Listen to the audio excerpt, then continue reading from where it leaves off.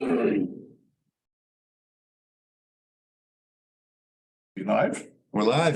Great. Welcome, those of you dialing in to the April meeting of the Boulder Housing Advisory Board. I'm Michael Lucchese, the chair of HAB. I'm calling this meeting to order, and we'll have roll call to see if we have a quorum. So we'll start. Philip Ogren. Here. Karen Clareman. Here. Karen Hoskin. Here. Danny Teodoro. Danny is going to be a little late and he'll be dialing in, but we do have a quorum already. Julianne Ramsey. And let's see, maybe somebody else. Harry. Terry Pamos. Terry Pamos will probably be late, but we do have a quorum and we will proceed with the meeting. Second order of business rather is welcoming our newest HAB member, Karen Hoskin. Karen, not Karen. Brian Swindyard. And we're delighted to have Karen aboard. Reviewing the rest of the agenda, we'll be approving the minutes. We'll have a public participation open comment period, start in just a few minutes. We'll have matters from the board. We have a really meaty agenda. We'll be getting an update from Carl Schuyler of Planning Development Services on occupancy reform policy. We'll be going to that in some detail. We'll be appointing a HAB representative and liaison for the Boulder Junction Multi-Board Working Group, which has been meeting for about 2 months. We will be seeking support for a planning board letter regarding the airport and studying future options related to the potential for housing at the airport if it were to be closed and not be an airport anymore. We'll be doing some planning for a mid-June retreat just had, and the tentative date is June 13th. We'll be proposing moving the May meeting from May 24th to May 31st, and elections. We will be either renewing or choosing a new chair and vice chair, and that will be based on nominations from the board.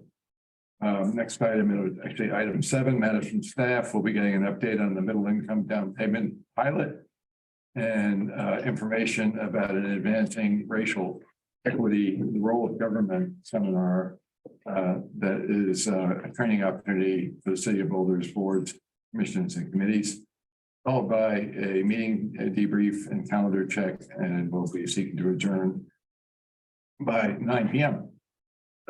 So with that, let's see, can I get a motion to approve the minutes of March 22nd, 2023? So moved. You have a second? A second. All in favor of approval? Stan. Okay. That passes 3-0. Karen Hoskins, who was not at that meeting, was not a member of HAB yet, has abstained.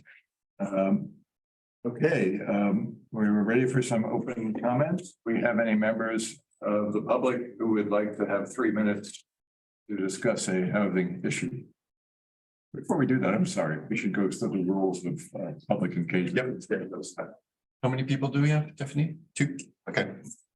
So good evening, everyone. I will do a quick overview of the rules of engagement.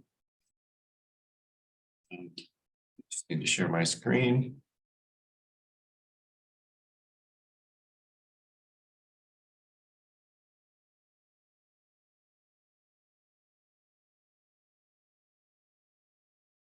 All right, so public participation in city meetings has a few rules, and the city developed this new policy engagement with the community members.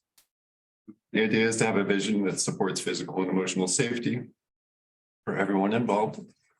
I'm going to go through this fairly quickly because you can also read.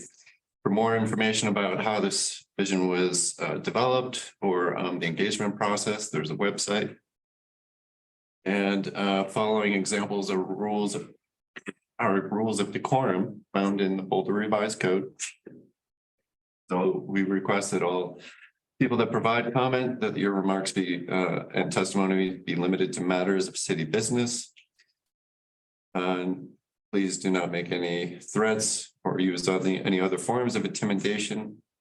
Any sort of obscenities or other speech that behavior that disrupts or otherwise impedes the meeting are prohibited. And participants are required to sign up to speak using the name that they are commonly known by. And individuals must display their whole name before being allowed to speak online. And currently only audio is allowed. And then that's it. Thank you, Jay. Before we move on, I need to make another introduction. We have a new liaison from our planning board, Laura Kaplan. So welcome, Laura. We're really delighted to have you here in that role. Okay, we have members of the public who would like to take 3 minutes to discuss a housing issue or on the board. There's no hands. No one? No one has raised their hand. Oh, okay. Oh, take that back. Going once, going twice. Moment. There we go. Boy, you got to be fast here. I heard you say there were 2 people, I was not rushing around. I was doing something else. And I don't listen to this disclaimer that happens ahead of time because I've heard it 50 times. And you should have it as a disclaimer that you sign off on. So you don't have to waste your time because your time is more important than my time. And my time, I resent having used this way also. And also, there's no excuse about security for not having a video window. When I go to the State House down at the Capitol, they ask me to turn on my video window. They want me to. So Boulder has got a problem. And you've got a problem because I'm complaining to you because I'm not going to go up the echelons to complain. I'm going to say, I can't see you. You can't, you can't see me.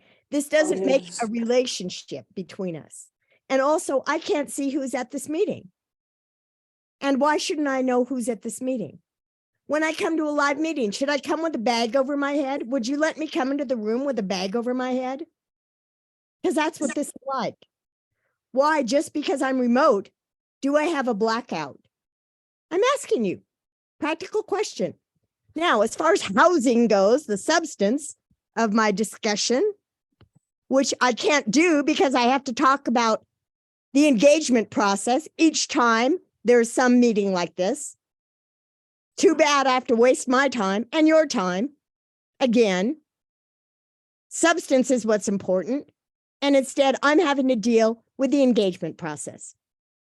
So tell your superiors, tell the people that run this place, like Sarah Huntley, who doesn't know how to do her job, obviously, that she needs to change things and make it more amenable to public process. That's not asking too much.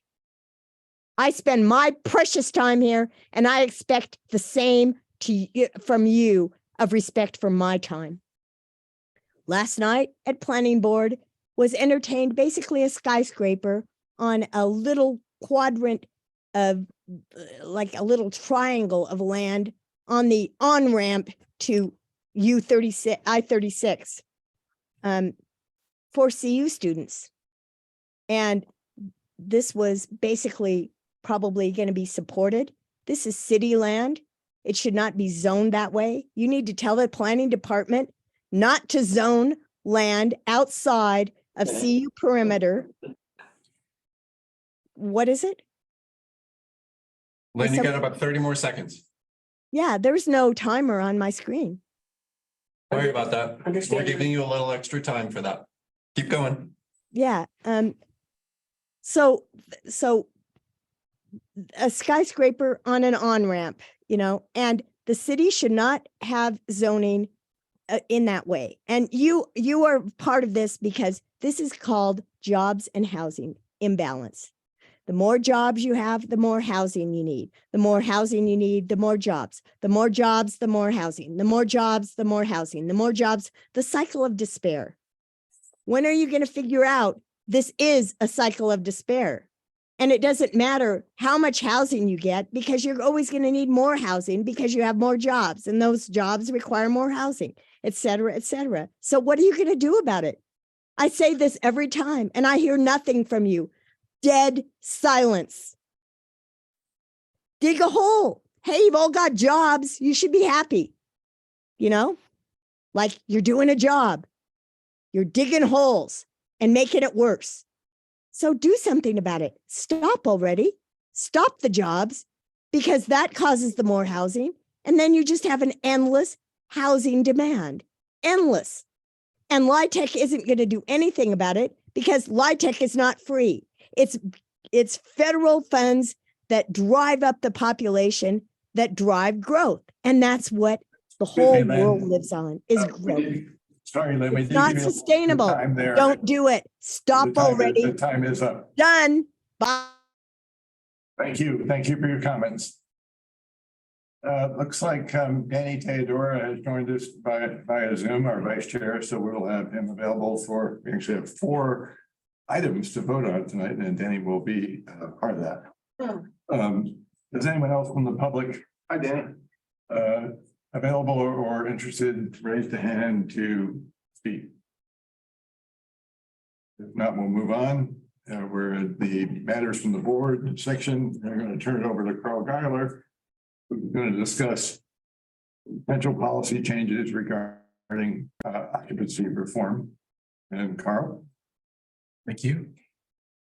Good evening, board members. Tonight, I'm going to talk about the occupancy reform project. This is an information item for the Housing Advisory Board so that we can make the board aware of what we're working on. This is a city council initiated project to change our land use code relative to occupancy. So we wanted to get some feedback from HAB before we move forward. So there's a lot of information to cover, but I just wanted to kind of outline how we're going to go about the discussion tonight. So I'm going to give it a little bit of background on occupancy, what it is, and how the city actually legislates occupancy. I'll touch on the state legislation, the draft or proposed legislation that's going on right now, which is of interest. I'll also talk about the schedule and next steps first off, because we are in the community engagement part of the project predominantly to get feedback on this project and the zoning for affordable housing. So I'll touch on that. Then we'll work up to the options that we presented to City Council, what City Council narrowed those options down to, the feedback we got from Planning Board as well. And then we wanted to hear this board's feedback. So these are the questions we're going to pose to the board tonight. The first 2 is where I'll pause after I give a little bit of background. So the first is just, does Housing Advisory Board have any questions on the city's occupancy regulations that we currently have on the books? The next question is, does the board have any questions just related to the project in general? So I'll help out with that part of it, and then we'll move on to some of the materials on the options, and then we'll conclude on what feedback does the board have regarding the options. So I wanted to start off for the benefit of the board and also the viewing public. What is occupancy? I think a lot of people might be familiar with walking into commercial buildings in particular in cities and see maximum occupancy signs.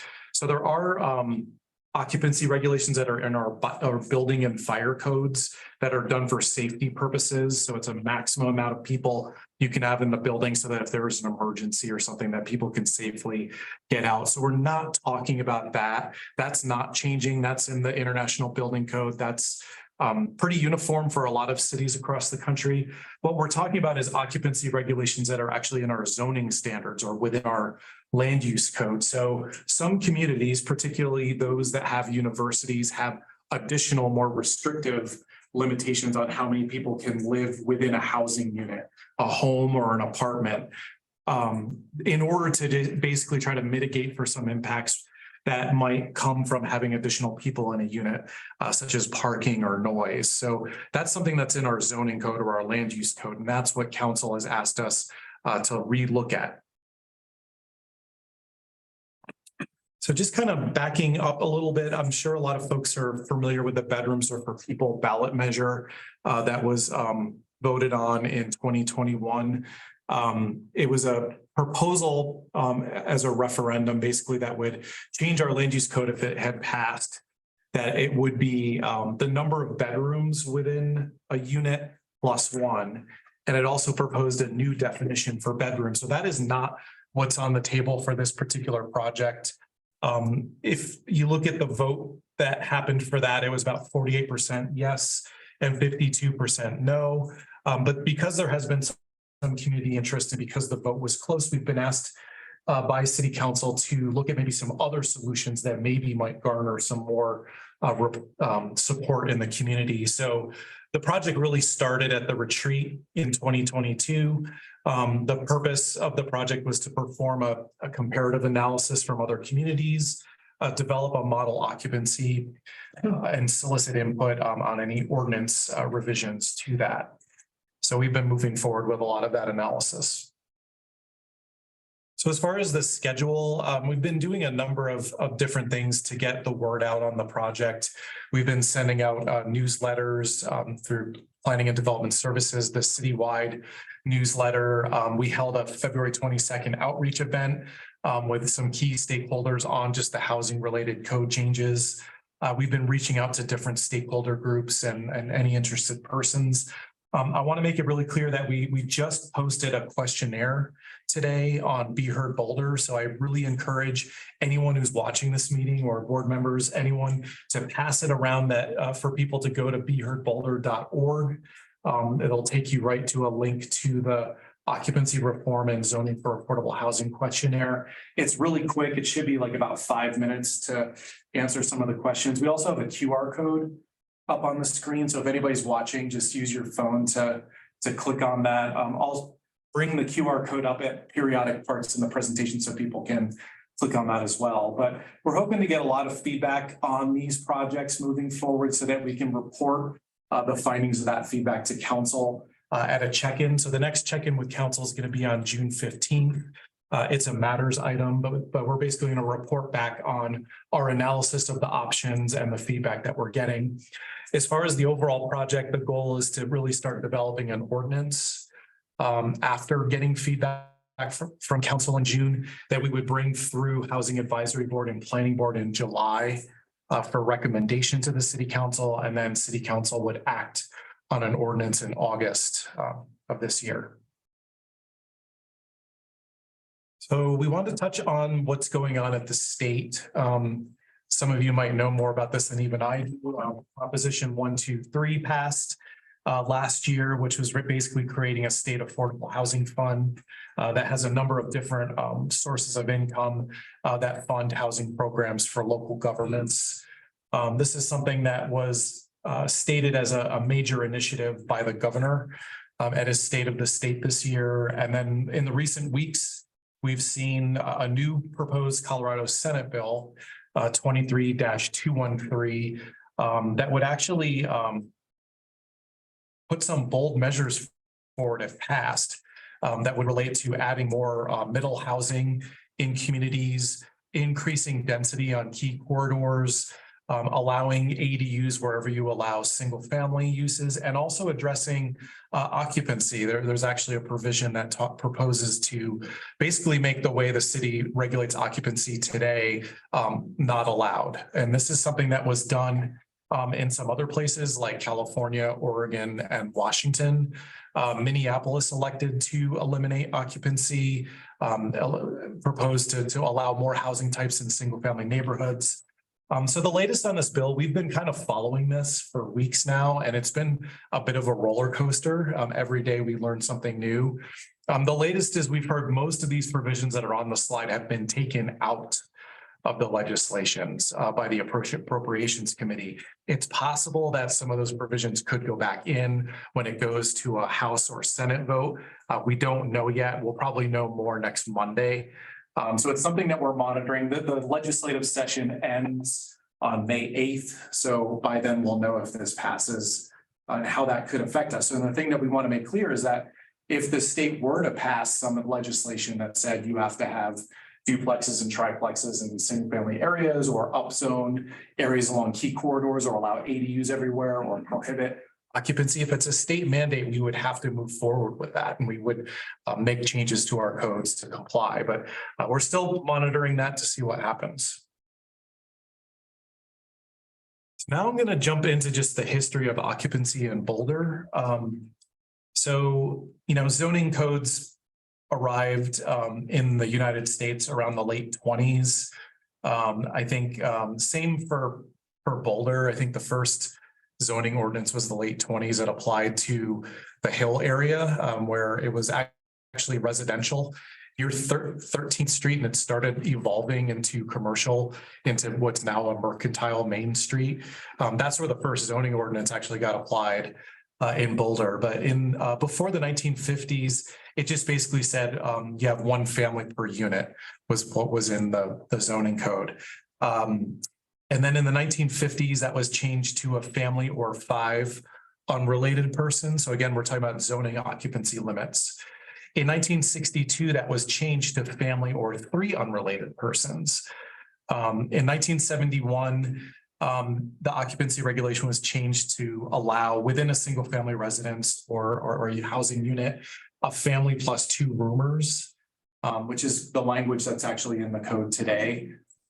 In the 1970s, there were also a number of rezonings that created non-conforming occupancies. So particularly around the downtown, like Whittier, Goss Grove, The Hill, they had higher zoning in the past that allowed more units. And then it was changed to allow less number of units. So all of a sudden, there was a lot more higher occupancies. So those are all now non-conforming. So the city's been taking different approaches to this over time. In the 1980s, we kept records, we still do. We had zoning inspectors that went to each unit to find out what the occupancies were before the zoning changed. And then an ordinance basically locked in, grandfathered those occupancies.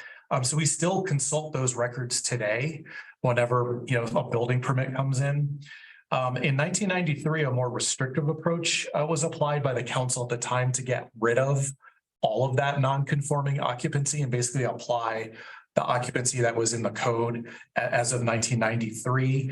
As you can imagine, a lot of landlords didn't agree with that. They lost a lot of income. There were a lot of unrented, bedrooms because of it. So there was a pushback that ultimately led to a reversal of that legislation in 1998. So it basically brings us up to the current day of how we go about it. Some of the latest changes, which I'll talk more about what the actual occupancy limits are on the next or upcoming slide, but some of the latest changes are we added new occupancy regulations for co-ops or cooperative housing. That was 2017. So that's it's like 12 to 15 occupants per unit. Again, we limit how many co-ops there can be per year. There can be 10 licenses per year. Is that like a group home or is that something different? A group home is more of an institutional use where there's actually services provided for special populations in need. A co-op is where people elect to live together and share a kitchen, and they have to get a special license for that. Thank you. Brian can tell you all about it. Yeah, I can't tell you more about it. And then in 2018, we just made an update to the accessory dwelling unit regulations that basically occupancy as it applies to an ADU is that it's the same occupancy that gets applied to a single family home where it talks about those 2 roomers basically, but it's a little bit more flexible for an ADU because it allows dependents. So that was added in the ADU update in 2018. So just a broad overview of how we limit occupancy today. This is very similar to many other cities. We use the definition of family and, per a court ruling in the 1970s, there's no limit on the number of family members within a unit. So we have a pretty broad definition of family. Council has asked that, we talk to the community about that definition of family. But basically it says a family or it's a certain number of unrelated that can be within a unit. So like I said, number 1 is members of a family plus 2 additional roomers. I mentioned that before. And then there's like basically two categories that are more broad. So in the single family zones of the city, which is RR, RE, and RL, also agricultural public, it's a limit of 3 unrelated persons per unit. And then all other zones are basically 4 unrelated persons per unit. So I have a map on the next slide that'll show you kind of that breakdown. We also have the 2 persons and their children, which is kind of similar to what I was talking about with the ADUs. With group living situations, like a group home, typically we have special regulations within our code that allow higher occupancies for group homes. So it's usually like 6 to 8 persons within a group home or some of those institutional uses. That's very consistent with what we've seen in the research of looking at other communities throughout the country. So this is the map that shows, you can see that geographically, the largest area is like mostly single family related zones, and that allows a maximum of 3 unrelated persons in those zones in the orange. And then the green areas are where it allows 4. So again, those are more like the commercial zones, mixed use zones, higher density zones. Can I ask a question? So by geography, it's mostly the low density zones, but by number of units, how do they compare? I think it's about half and half. I think I don't have the exact calculation, but I think it's about 50-50. In terms of the number of units that are in the higher occupancy zones versus the lower? Okay. Yeah. Thank you. But What? but I would imagine that a lot of those units, the occupancy limits just are moot because, if it's a single bedroom apartment, then why compare between that and a single family home for the purposes of occupancy? Did you have a comment? What are the little pockets of white? Those are enclaves. Those are areas that are not annexed to the city. They're actually part of the county technically. Got it, okay. Yeah, we prioritize, annexing those because it's like weird pockets within the city. Thank you. So are there limits to the like group co-ops, like 1 per acre, 1 per neighborhood, or can't be too far, like? There's licenses per year, 10 per year.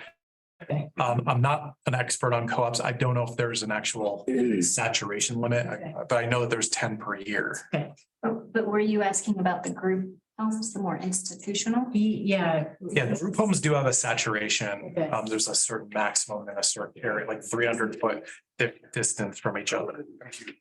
But the co-ops were 10 new per year. Okay. Correct. Okay. Thank you.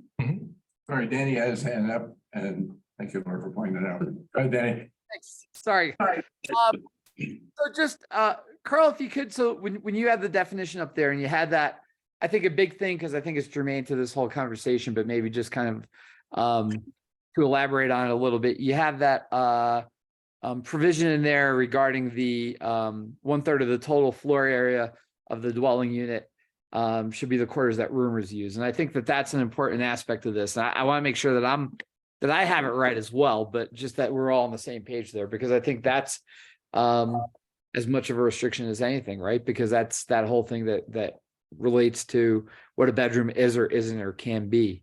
So if you could just elaborate on that, that would just be awesome. Yeah, I mean, basically, if there's not an accessory dwelling unit within a single family unit, there could be a family and then they can have 2 unrelated persons that they might rent out to. So that provision basically does it's aiming at keeping that as accessory floor area within the unit. So it's a maximum of 1/3.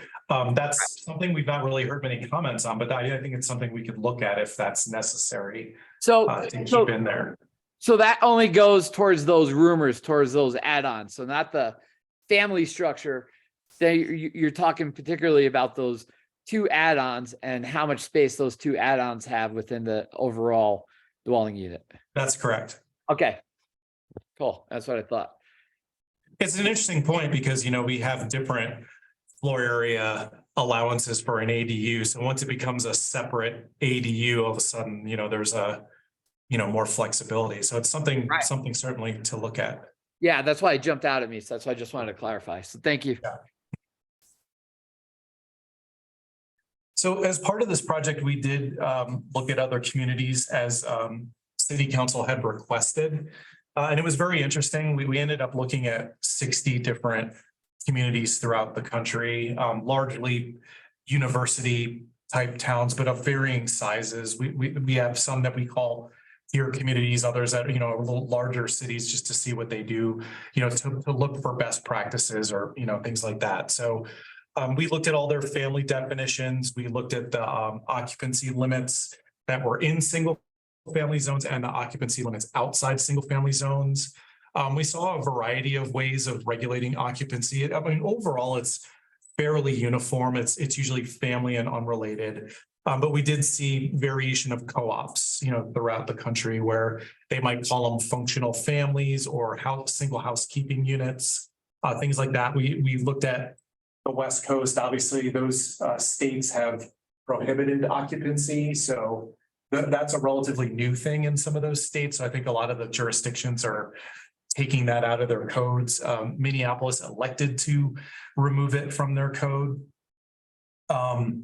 We've seen some communities that have more reduced occupancy in the zones around their universities, for instance. So you often hear about Austin, Texas, and then College Station's another one that had like an overlay that surrounded its university with more restrictive occupancy limits. Some have increased occupancy limits around their university. So Charlottesville, Virginia, and Tuscaloosa, Alabama. The last example is interesting because we were looking at that because they actually allowed citywide, it was like 3 unrelated, except if you were a single family zone, it was 2. And if you wanted to go to 3, like the rest of the city, it had to be an owner occupied unit. So we thought that was interesting. We reached out to Madison, and then we found out that they had a lot of complications with that particular approach. And they were actually in the process of removing that from their code. So they've actually since changed their code to be 5 unrelated citywide, similar to what Denver has recently done. I have a question. Did any of the other communities you look at have a similar like trajectory of the cost of housing as Boulder? Was that a parameter or filter that you? I don't know if that was a specific parameter. I mean, a lot of them tend to be in like the West Coast. So we already know that they've eliminated occupancy. I'm trying to think of some other communities. But I would say Charlottesville, Madison are on similar housing. I would think Austin would be a pretty good comp because it's a college town and they have very high housing prices. Yeah. Austin as well. Austin, yeah. And you know, most of the entire state of California, Yeah. or maybe Bakersfield. Yeah, I would encourage you all to, like, if you haven't gone in, like in the memo, there's links to the city council memo, and then attached to the city council memo is this long, like 30-page document of all the 60 communities. So if you want to go in there and like compare it, it's in there. So it's pretty interesting. So I think we've kind of started down this road. So again, I've put the QR code up again if anyone who's watching wants to take the questionnaire. But does Housing Advisory Board have any questions just about our occupancy regulations as they stand today? Well, my big question, maybe it should come later, is the new policy being proposed, how's that different from what the voters weighed in on not so long ago? I mean, our approach is to not replicate what was on the ballot measure. In our consultation with other communities, we've heard a lot of complication coming from bedrooms. It's difficult to define exactly what a bedroom is. Because of that complication, we tried to steer away from putting it as bedrooms as a solution. And it creates a concern about if someone's trying to get, increase their occupancy, they start compartmentalizing their units with these like maybe small bedrooms and cramming them in. So we wanted to kind of move away from that. So you're not Bedrooms are not part of the formula, it's just the number of, It's not the approach we're looking at right now. No. okay, that makes some sense. But going back to that concept of like, the voters voted, and I understand it was a narrow margin. But this kind of feels like we're going against what was voted, so I don't understand how we're looking at this and modifying it without sort of going against what the voters said. I mean, I think that perspective is shared by some on planning board and city council. There's some concern about moving forward with the project following that vote. I think the perspective from some on council is just that because the vote was close and that there's been a lot of community sentiments that are still in support of some sort of solution to occupancy, that maybe we should look at some other ways of going about occupancy other than the bedrooms are for people solution. Can I make a comment on this? I interviewed one of the city council candidates last election period. And he was very much against bedrooms are for people and very much for occupancy reform.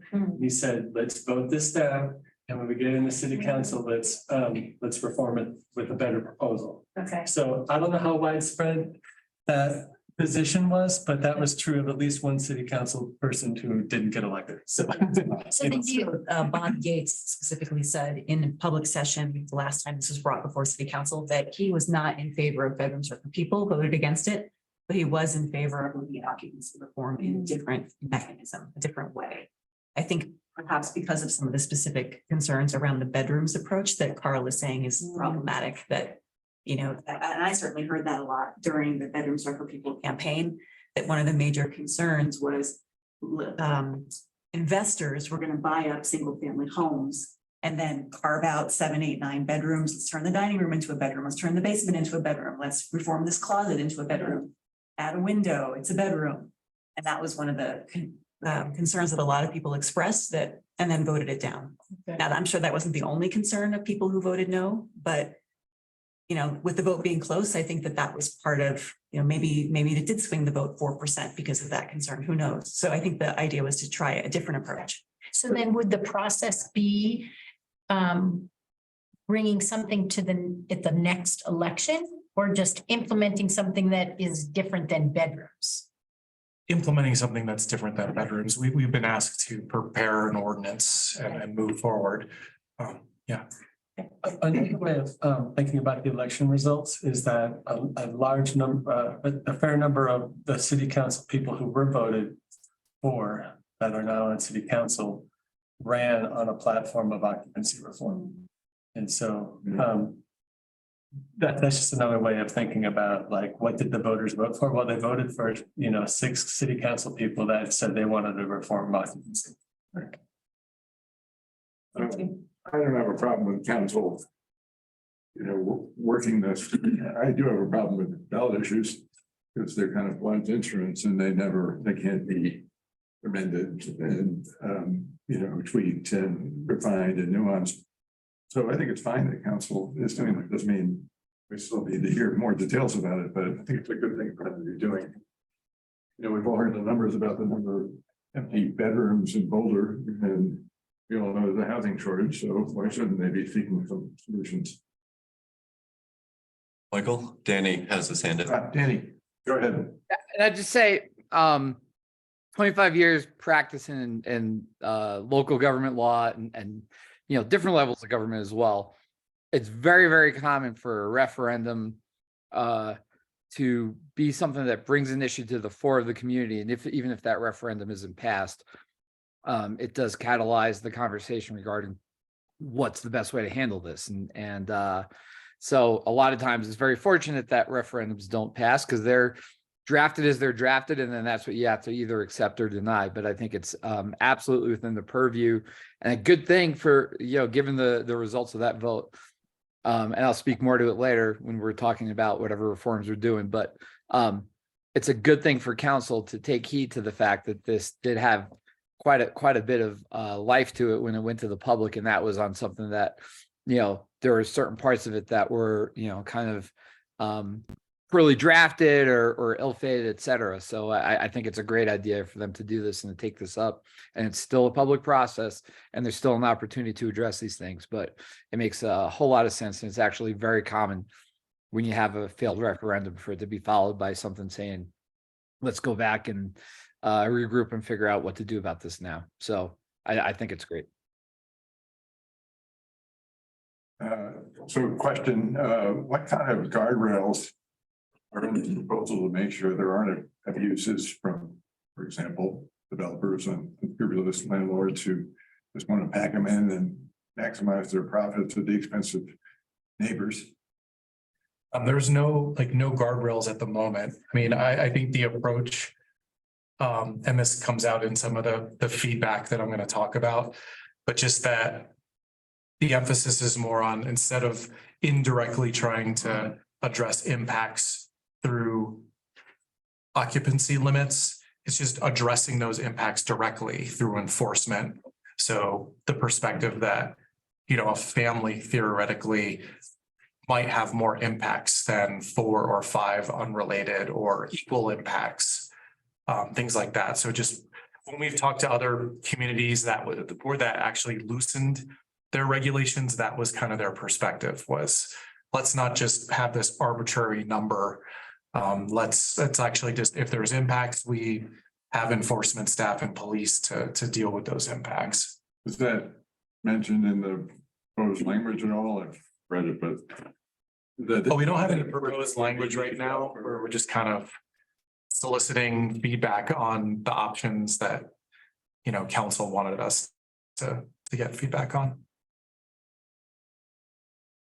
I have a question about the regulation that I realized I've run into this several times in little thought exercises where I realize I don't understand how it applies to different situations, like 2 adults with their kids or 3 adults with their kids, or can you just kind of spell out how the 3 unrelated, what a person is always one person, or is it I mean, because there was a thing up there a bit ago, like a family with 2 adults.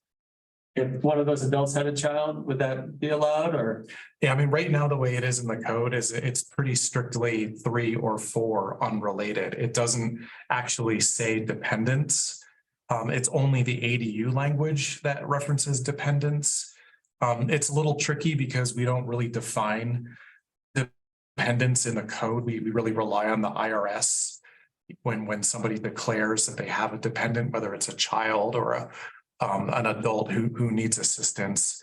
That's what we hang our hat on, but it's right now it's pretty strictly 3 unrelated. So 2 adults with 2 kids each, would that would be Well, break? it would fall into that other category. I can pull it up.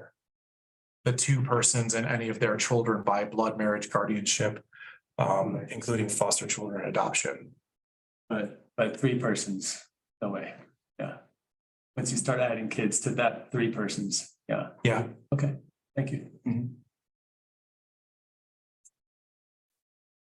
Any other clarifying questions? Sorry, one more. If you had 3 persons, 2 of them were married. And then like the other person had a child, is that like a configuration that would be okay? It'll be a family Plus 2. plus 2. Oh, yeah, so if the 3rd person had 2 children, then. You know, Yeah, I know. It's a brain teaser. we don't have to get bogged down in this. I just Yeah. realized that when it gets to some of these family situations, I get confused quickly. I think you just need to move into a co-op. You'll be fine.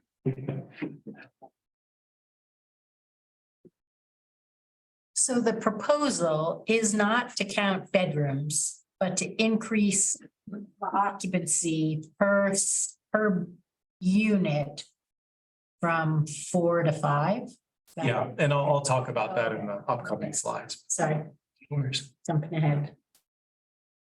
you ready to move forward or? Yeah, absolutely. I think so. Everybody agree with that? So before we jump into those options, it's just going to talk a little bit about the community engagement we've heard thus far. So the viewpoints in favor of increasing the occupancy limits. Obviously, you know, increasing the number of folks that can live in a apartment or a home would increase the number of housing opportunities in the city, which hopefully would be able to add to the supply and address cost. Allowing more folks to live in units would be consistent with city housing and racial equity goals. Like I talked about before, the potential impacts from increased occupancy may not be always more than that of a large family. That's something we've heard over and over again, that should be handled through enforcement. It would help students that would need to live together due to the high rental costs, that more students could kind of balance out the monthly rent. Reduced violations would add more housing security. Obviously, there are some folks that are living illegally, and if there's an enforcement case, they might lose their housing. So it would increase housing security for those folks. And I talked about the last point. As far as those that are opposed to or cautious to increasing the occupancy limits, there's a perspective that just adding housing supply alone will not make a difference, largely because of the demand of living in Boulder, that because people pay so much for housing, that landlords are just going to end up making more money if more people can, and people are willing to pay that money. So there's a concern that it's really not going to get us what we're working towards. Rather, what we've heard is to make more of an impact, that Boulder should just significantly increase cash in lieu fees, commercial linkage fees, and look at other ways to get deed restricted units. We've heard that not every neighborhood should be treated the same. Obviously, there's a number of university adjacent neighborhoods that are already more impacted by increased occupancy around the university, and that allowing more could increase those impacts related to noise, trash, and parking. So you've probably seen a lot of the communications that have gone to council on this topic. So these are, I won't spend too much time on these, but these are the options that we presented to City Council based on our research of the other communities. So increasing the maximum number of occupants in all zones by 1. So that's like all the 3s would become 4 and all the 4s would become 5. B is increasing, just have a citywide unrelated limit of 4 or 5. Only allow increased occupancy in single family areas with owner occupied units. We talked about the Madison example, which hasn't been successful, so we weren't really recommending that. Only increasing occupancy in non-single family neighborhoods, or looking at overlays or maps to not increase the occupancy in those most impacted neighborhoods. Like I said, College Station and Austin are some examples of where they have the more restrictive occupancy limits around the university. And then option G is no change. So I highlighted B because that's basically what council has asked us to solicit feedback on, whether it should be 4, whether it should be 5, whether there's some other things that we should be talking about. So just to summarize the city council discussion on this, which happened on March 9th, 8 council members supported moving forward with option B, which is 4 or 5, but really try to get more engagement on where the community might be on those limitations. 1 city council member was not in support of increasing the occupancy against the will of the voters, and preferred that there be a well-vetted option that would then go out to the voters again for a vote. There was 3 council members that had an interest in option F, which is to look at some sort of overlay or mapping for those most impacted neighborhoods. But it didn't really get traction since it was only 3 council members.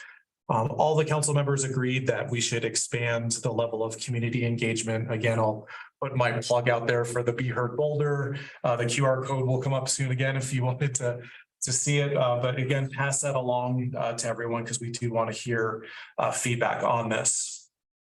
And then there were a couple council members that raised concern about the family definition and whether we should be looking at revising that or getting rid of it. Truth be told, if the state legislation passes as it is, we may have to, because the way it's written right now is it says we're not supposed to regulate occupancy based on whether people are related or not. So we're still waiting to see what the state does with that. Wait, would that imply that if you are a family of 6 or 7, you're in violation? No, there's no limitation on the number of family members. Yeah. So we went to planning board on April 18th. The way I would represent this, and you can certainly chime in, Laura, if I misrepresent, but I would say that the board was largely mixed on the issue of increasing occupancy. There were 3 board members that were firmly for increasing occupancy limits, citing it as a way of gentle infill, kind of like ADUs, increasing housing options, addressing that housing security issue, that there's a lot of benefits of increasing occupancy. There were 2 that I would say were firmly against increasing occupancy, concern about protecting neighborhood character, the concern about landlords making more money came up, and that just increasing occupancy isn't going to necessarily guarantee more affordability, was some of the perspectives. Again, though, we heard the concerns about overriding that bedrooms or for people ballot measure.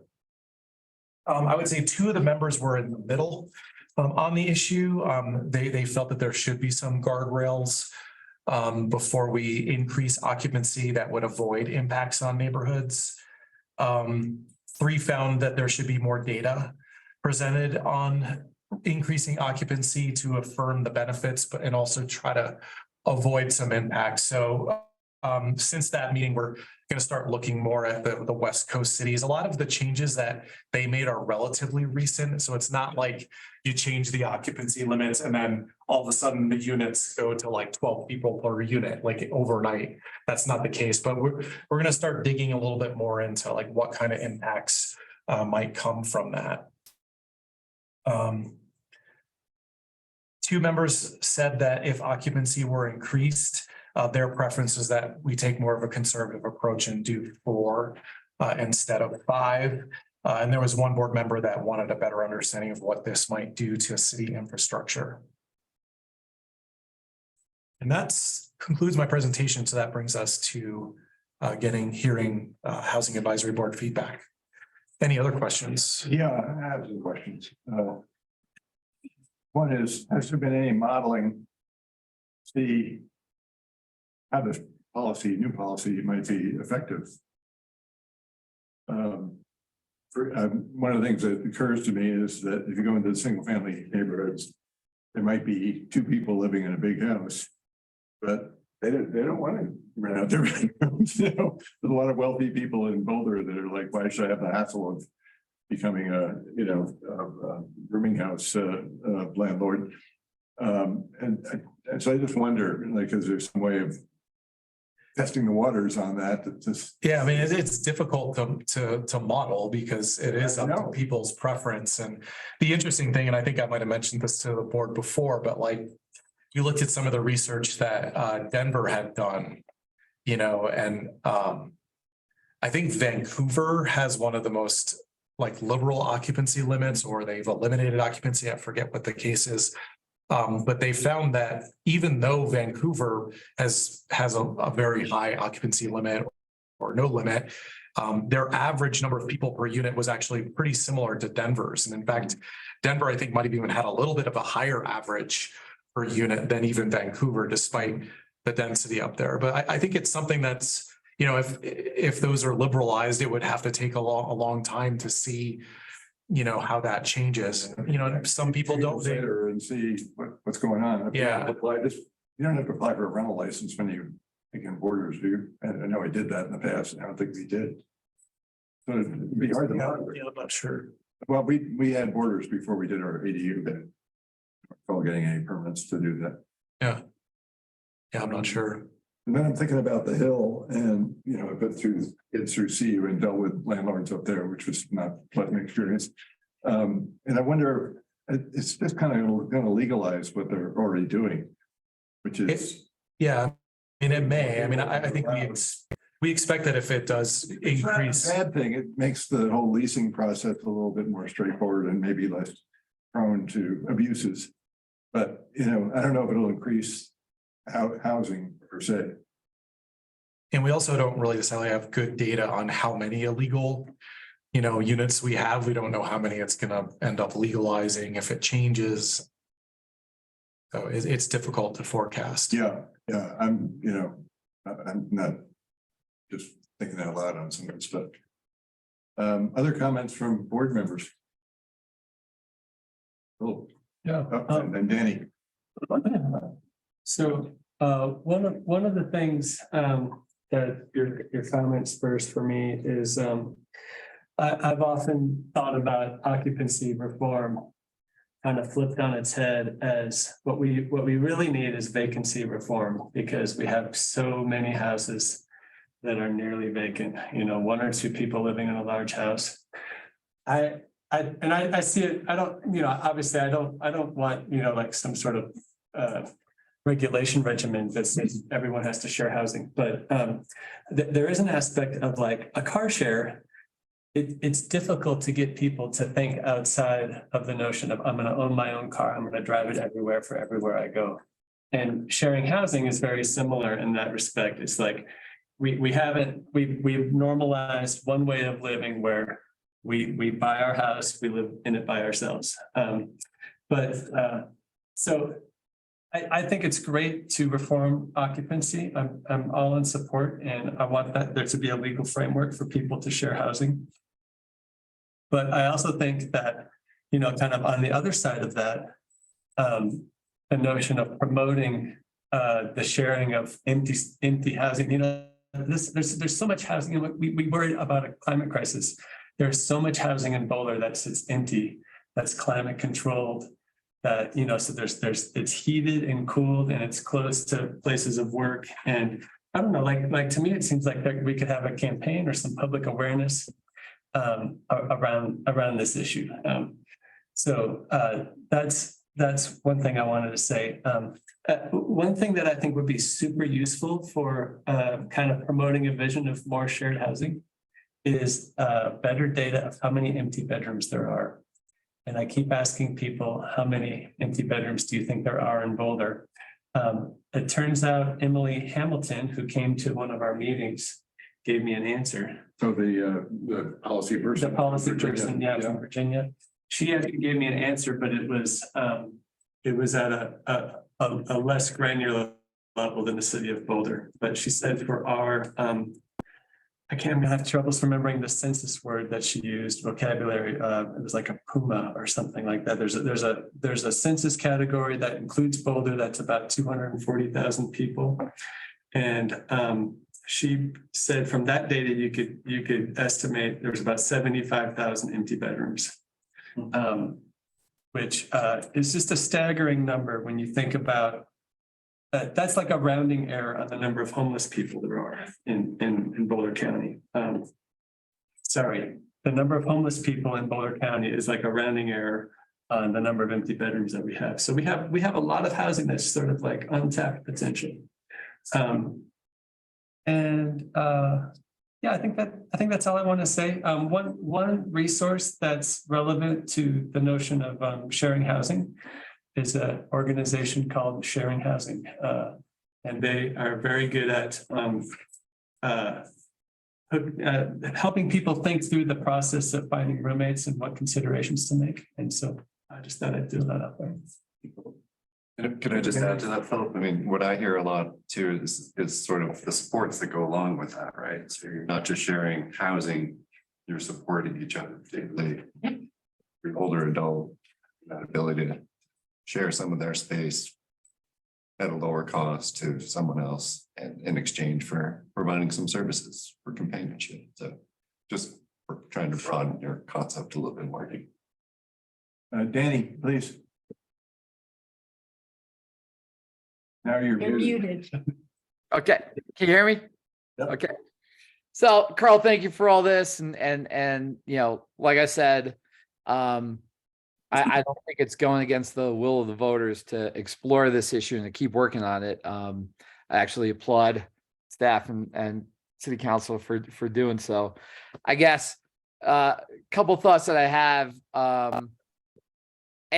absolutely, I could see where, given the number of homes that are being scooped up by, corporate interests and stuff like that. And, we had that conversation, a month or two ago. And it's pretty real from everything that I understand, but, I think the best way to curtail any abuses as far as that goes would be through the rental regulations rather than say, let's throw this out because, corporations are going to try to abuse it, which of course they would. From that reason though, too, I also applaud the whole notion of not trying to mess with the definition of bedrooms, because then that relates to building codes and everything too. And it just gets very messy. I think the point that Michael made is really salient, and it really speaks to this whole notion of, whether or not we try to distinguish between the university areas and other areas. First of all, most people that are gonna violate this or that are in violation or violating it already. Let's just be realistic, right? And if all you have to do is just one of my bike routes, I go through the hill, and you can't even tell who lives where half the time, right? That's just part of the reality of it. That's and enforcement would be really daunting there anyhow. And so I think having some sort of more restrictive distinction there isn't going to do anything except probably exacerbate the problem and memorialize the illegality. Like somehow it's not okay. I do applaud increasing the number, and I support increasing the number because, and I think this is part of what you mentioned, which is important to me, is that, the presumption that there's so much less impact because because there's a family as opposed to people living together and some other sort of collective unit, I think is really tenuous at best. And, I have several teenagers in my house and they're highly impactful, right? And they don't family. I'd like to be able to evict them if I could. So just let me know if we can come up with that. But, I think, the reality is it's a reflection of the fact that this is today's day and age, and there's a lot of different circumstances. Jay, you just brought up, it could be, helping and providing services for elder people who you co-occupy with, whatever it may be. There's a lot of circumstances where we don't need to go on that old notion of just a family. That said, I also wouldn't tinker with family. I had a meeting yesterday with a client with 11 kids. So, we don't want to tinker with family and then have some ill-fated consequences either. So that's just another caution thing there. All that said, to me, this is what I would hope this reform could do. And this is what I think it may do. So I spent many years litigating code enforcement stuff for county government, including this whole definition of a family thing. And we had it too. And the reality is, and no matter how robust you try to make your enforcement division in any local government, you can only do so much. It usually ends up being reactionary and not proactive, right? So from that aspect, addressing the impacts is a good approach. That said, I think relying on code enforcement to resolve things is always really challenging because you're always going to run into that issue. And so you have to look at where the audience is and stuff. And so for me, the really important thing, as far as I can see with this reform, is that there's probably a lot of people. I keep getting the vision in my head of like, because my friend's daughter was one. She teaches in a school in the city of Boulder, and she was living in the city of Boulder, and she was living with a whole bunch of people, and they ended up moving out to Broomfield or Westminster or something now. And she's one of the many that commute in every day and stuff, right? And people who are sitting there who want to try to comply or want to try to figure out how to comply, who are trying to do everything above level. If this makes it a little easier for them to figure out a way to make it affordable for them to live and work in Boulder, then it's a worthwhile venture, even if it doesn't. It's nothing that we do, frankly, is the panacea that's going to resolve everything, right? And so, I know there are some suggestions from the Plan Commission, just go back and really look at more stuff with inclusionary zoning, whatever. you have to, there's no tool that you shouldn't be exploring as a potential variable in a very complex equation. And so from that perspective, if changing of the occupancy says that people who are trying to look to comply with the law, or people who are trying to look to bring in roommates because they have a house and they're trying to make it more affordable or whatever else it may be, that it makes it more flexible for them. And frankly, the other part with landlords is that a lot of landlords right now will rely on and say, oh, it's the city's fault. You know, you can't have any more people in here. It's the city's fault. So opening up those kind of clogs so that we can have something a little bit more flexible, so that what you're going to get are more adult co-occupants that figure out a way to live together because they rather live and work in Boulder than live in Westminster and drive into Boulder for work and then drive into Boulder for recreation and then drive into Boulder a third time to go out and go to dinner or whatever it is. So from that perspective, it has a lot of merit. And I think the vote and some of the discussion we had regarding the nuanced position that a lot of candidates for council were taking underscores the fact that this has a lot of merit, and the approach that you're taking, I believe, is the right trajectory at this point in time. Don't mess with all those other things. Just fix the number, right? Adjust the number, provide a little relief valve so that if we can have something that's a little more practical or viable, we can. So that's my thought. I like it. You know, it's going to be challenging, but I think it's a worthwhile venture. Thank you, Danny. Does anyone else have any other comment? Yes, please. So if the goal is to create more units and create more affordability, I don't know how much this is a needle mover. And I don't really feel strongly about whether it's 4 or 5. Like in my mind, this really isn't a priority on what we should focus on, right? Like if we want more affordability, I think need restriction is very effective. If we think there's too many empty bedrooms, I'm totally guilty of it, right? Like I live in a house, I raised 2 kids, those bedrooms are now empty and I would love to downsize, but I don't feel like there's enough smaller alternatives of like 1,800 or 1,200 square foot houses. So like, again, if the goal is to make more bedrooms usable, the way to make senior or, you know, middle-aged people downsize would be if there were more alternatives. And if in fact, what we're looking for is to create more collaborative housing, then I think maybe providing more than 10 co-ops per year or more group homes might be another way of using some of those bedrooms. So I don't disagree with what Danny says, like, you know, maybe this is the right thing to do to just change the number by 1, but I'd like to see us focus on something else. Like, I just don't feel like this is a needle mover. Well, you know, at some point we'll make a recommendation. We're not developing this policy the way we did with ADUs, but I certainly appreciate your comments. Anybody else have another comment? Then I'll let others go first. Okay. Well, he made a great point, and we talked about it again and again, that we got to use all the tools. And this is one of them. So if it's a good tool, we should consider making a recommendation at it in a future meeting. But the other thing that occurred to me that could be a positive outcome is potential for young professionals to aggregate in a single family home, share a kitchen, have their own bedrooms, and have a place to live in Boulder. And, you know, I lived in DC long ago and didn't make much money. And all of our friends lived in these big old rambling houses with 5 or 6 bedrooms. We filled them up with young professionals. And nobody cared because we weren't college students. We all had jobs. We had to get up in the morning. We did gardening.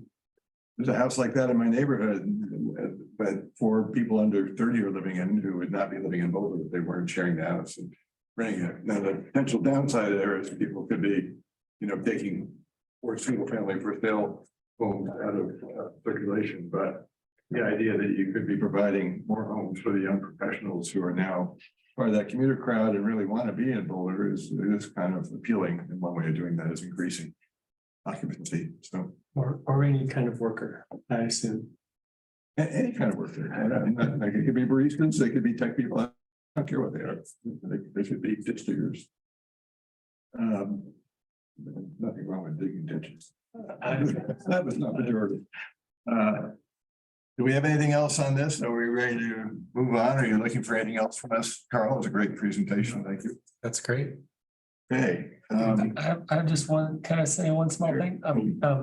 I believe that this is true, that the rate limiting thing about co-ops is not the number of permits that they issue each year. I don't think we've come anywhere close to maxing out the number of permits issued every year. I think it would be amazing if we got to where we were issuing 10 per year. But to address the notion of co-ops that you brought up, there are people in town. I know one in particular who had a co-op. It was just 4 or 5 people, and the regulatory burden of the payments and the application made it very difficult, and that co-op folded, I believe. And so if it was just possible to have 4 or 5 people in a house, it's like the inertia and the difficulty of getting a 5-person co-op going under the current ordinance is just, it's kind of a non-starter. And so the ability to just circumvent that by allowing 5 people would make that a lot easier for that kind of arrangement. So would that suggest that maybe another solution is to make it easier to have a co-op? Oh, I'm all for that, for Okay. sure, yeah. Just Danny, please. one other point that I wanted to make too. Just in terms of what the impacts of this may be if we increase occupancy and stuff, we got to remember that there's 2 other governors, so to speak, in place that also help curtail abuses. One's going to be association covenants, particularly in multifamily, but even in single family, there's enough HOAs out there where they're going to have their own restrictions, and those are usually more heartily enforced. And then the second part of that is the leases themselves. And so there are a lot of things that are in place. So I think having a little more flexibility from the city can really help with that. And I just say that, the whole notion of, I don't think this is to create more units, it's to make rentals viable for other people, like I was saying, who want to go according to whatever the laws or restrictions are, which is probably not a bunch of 19-year-olds on the Hill, but also want to try to figure out a way to make things most affordable. And that's why it's a missing link. It's certainly not to replace whatever we do with units and deed restricted units and everything like that, and smaller units. So I absolutely agree with you there, but it's just another aspect that I think can be helpful. Thanks, Danny. Again, this is not a policy for him to research, and that work has been done unless we feel like it needs to be amended somehow. And I found this very persuasive tonight, but when we get to the point of voting the recommendation, I would certainly give that serious thought, but that'll be in the future meeting. And thank you for all the great information. Oh, Carl. Okay, to move on to item B under agenda item 6, which is the Boulder Junction Multi-Board Working Group representative. This is a voting item. I will put it out there that I'm already on the EVAP 2 focus group that's being convened by Sarah Corsi. And I would be happy to do this. But if someone else wants to nominate someone else or themselves, I'm open for that too. So do we need to more explanation of what this is before we get to that point? Well, I'm happy to go into more detail if anyone wants to know, but it sounds like Michael's already volunteered. Well, I think they should have a crack at it. It sounds like a good thing to do, but I don't know if everyone knows what it is. You guys want to hear more about Sure. Boulder Junction Phase 2? So you're familiar with the Transit Village area plan? So that area 30 Pearl, Belmont, railroad tracks, Phase 1 is mostly complete, almost entirely complete. And so City Council identified a council priority for Phase 2, which which is the other side of railroad tracks all the way to Foothills. thank you. So there is a planning effort underway to basically reevaluate the area plan and consider minor changes. I don't think they're going to be huge changes. I think it's more what's the right mix between industrial and housing. Are there any changes we want to make to the future transportation network? So things like that. There have been several community events. So that's the project concept of this multi-board working group is that the city has received feedback from the different various boards. We're up to 30 now. They don't always feel like they're connected to what the city is doing, as well as connected into city council and their decision-making process. So this is kind of an experiment. So the idea is there will be one representative from select boards to serve on this group that will basically track the process as it goes along. And be able to advise staff and then eventually potentially city council. And then it helps too. So like that representative will be able to speak with more authority and history as those projects come to the various boards as well. Is that a pretty good description? Sounds good to me. So is that sort of the equivalent of what you're doing with the airport? Like you're the liaison, our liaison to the airport, and you'd be our liaison to. I think this multi-board working group is going to consist entirely of board members, correct? That's the only difference. It's the same concept, but this is a purely just the different city advisory boards. Okay. Because there are other advisory groups as well. Michael's on another advisory group. Boulder Junction. So. Focus group, but focus group thing is similar idea.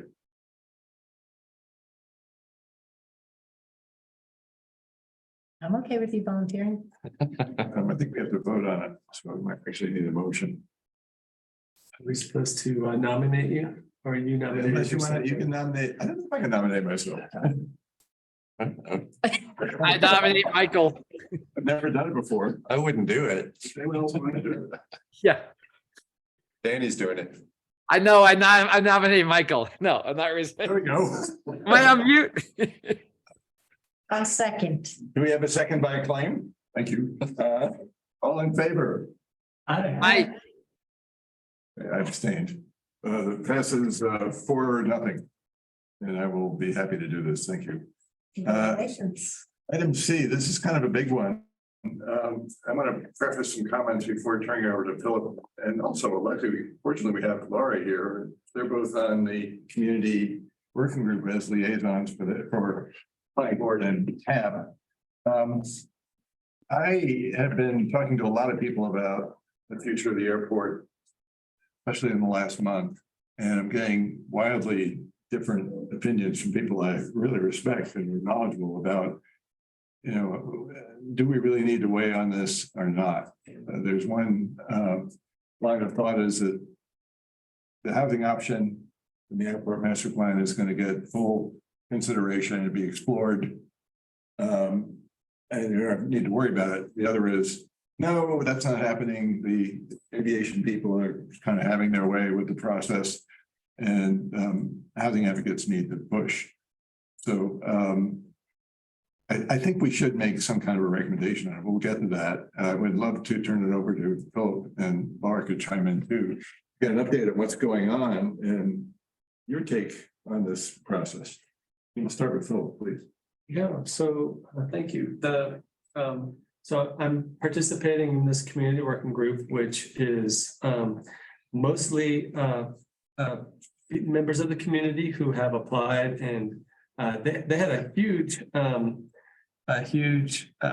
pool of applicants that came in. I think over 100 people, and I think there's maybe 30 people in the CWG, something like that. So CWG's community working group. We've had 2 official meetings. There's been a couple of, there was a lunch at the airport. There was a tour at the airport. I got to go on the tour. That was very interesting.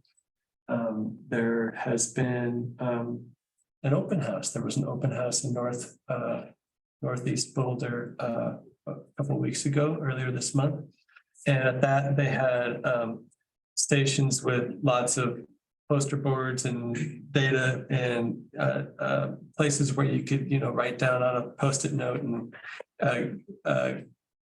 put ideas, make your voice heard. And, And there were dots too, right?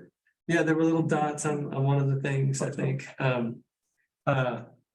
One of the conversations I had was with 3 students who are training to become pilots, 2 high school kids and a graduate student, and they had met each other there and at the training school and had lots of positive things to say about their experience learning how to fly. And of course, there's lots of people showing up that are related somehow to the airport, pilots and plane owners and such. One of the big differences between the first meeting and the second meeting is that they started sort of trying to create some scaffolding for how to create scenarios for what to do about the airport. So the kind of big picture things are leave the airport kind of as it is. Make the best possible small airport for Boulder that we possibly can. Have some kind of hybrid solution, a housing solution is a fourth option. What's interesting is that this whole community working group process is meant to precede an update to the airport master plan this fall, or later this year sometime. So from the airport's perspective, this is a big moment to, update the plan and submit it to the FAA. One of the things that Laura Kaplan in particular has been, raising attention to is that in the Boulder Valley Comprehensive Plan, there's a section in there that says we will evaluate the airport ahead of the next airport master plan. I think that's correct. Want me to quote it for you? It's ahead of some, yeah, you could probably quote it out. I probably can quote it. It says at the time of the next airport master plan update. It doesn't say before or after. It says at the time of the next airport master plan, the city will work with the community to reassess the potential for housing and neighborhood serving uses at a portion of the airport. That's what it says in the Boulder Valley Comprehensive Plan. Yeah, interesting. Define portion. It does not define portion. And so, so some housing policy advocates are pro housing folks in town have been concerned about the lack of discussion about housing as part of this community working group process. So planning board wrote a letter and approved it and sent it to city council that said, please, be more explicit about considering a housing option as part of the discernment process, the communication feedback process from the community. So there's lots of ways of thinking about this, as housing advisory board.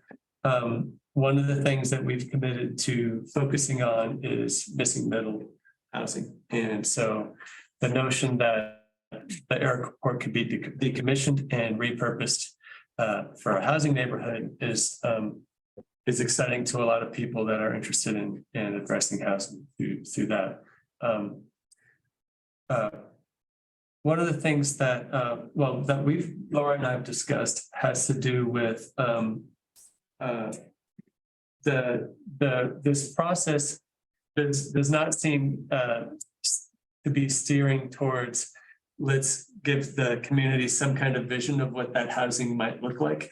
And at the last community working group, there was actually people who said things like, oh, well, maybe it'll get sold to the highest bidder and they'll build mansions up there. And in the next breath, someone else said, oh, it'll be just all affordable housing. And the studies show that that's not a good idea. It creates ghettos of one kind or another. And And it's, you can say whatever you want to about what kind of housing might show up there if that's what it was used for, because there's no. It's a blank slate at this point. So one of the things that I would like from HAB is just, well, so there's kind of two things. One is, earlier in the month, we talked about just, showing support for planning board's letter that they had given to city council. We could just sort of pile on and say, hey, we also support that. The letter that I had proposed, did it get sent around, by the way? When I send the letter around yet? No, I said you were gonna send it, Philip. Oh, okay. That's okay. You can work on it. I don't think I saw a letter from Philip. Okay, I I think think the planning board letter, do you have it by any chance? Oh, I could send it around. I have my Yeah, computer. please. Yeah, okay. And I could Okay. talk about it if you want. Well, yeah, we'll get to it. I can bring up the kind of augmented letter I sent as a proposed, I just realized I didn't remember seeing it in the packet. But the thing that I would like to add, in addition to support for the planning board, is to just encourage this process, the people in charge of this process, to identify housing policy people that would be willing to, in some broad way represent. It's hard to pin this down, but give at least one vision of what housing could look like at the airport.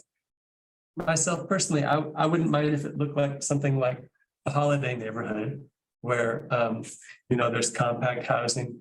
I would like to see it kind of taken to the next level where it's not choked with cars. The way I perceive holidays seems to be very car centric, and I'd like to see cars kind of move to the periphery and have more walkable areas. But that's just me talking. So anyways, those are kind of the two things. One is to lend support to planning board's letter as a way of saying, we support consideration of housing at the airport during this process, and then kind of adding on to that, have some kind of effort that says, if we're going to do housing, let's at least have some rough outline of a vision of what it would be, rather than people just saying, oh, it's going to be mansions, or it's going to be just all rows of apartment buildings or skyscrapers or whatever people want to pretend like it might be. So.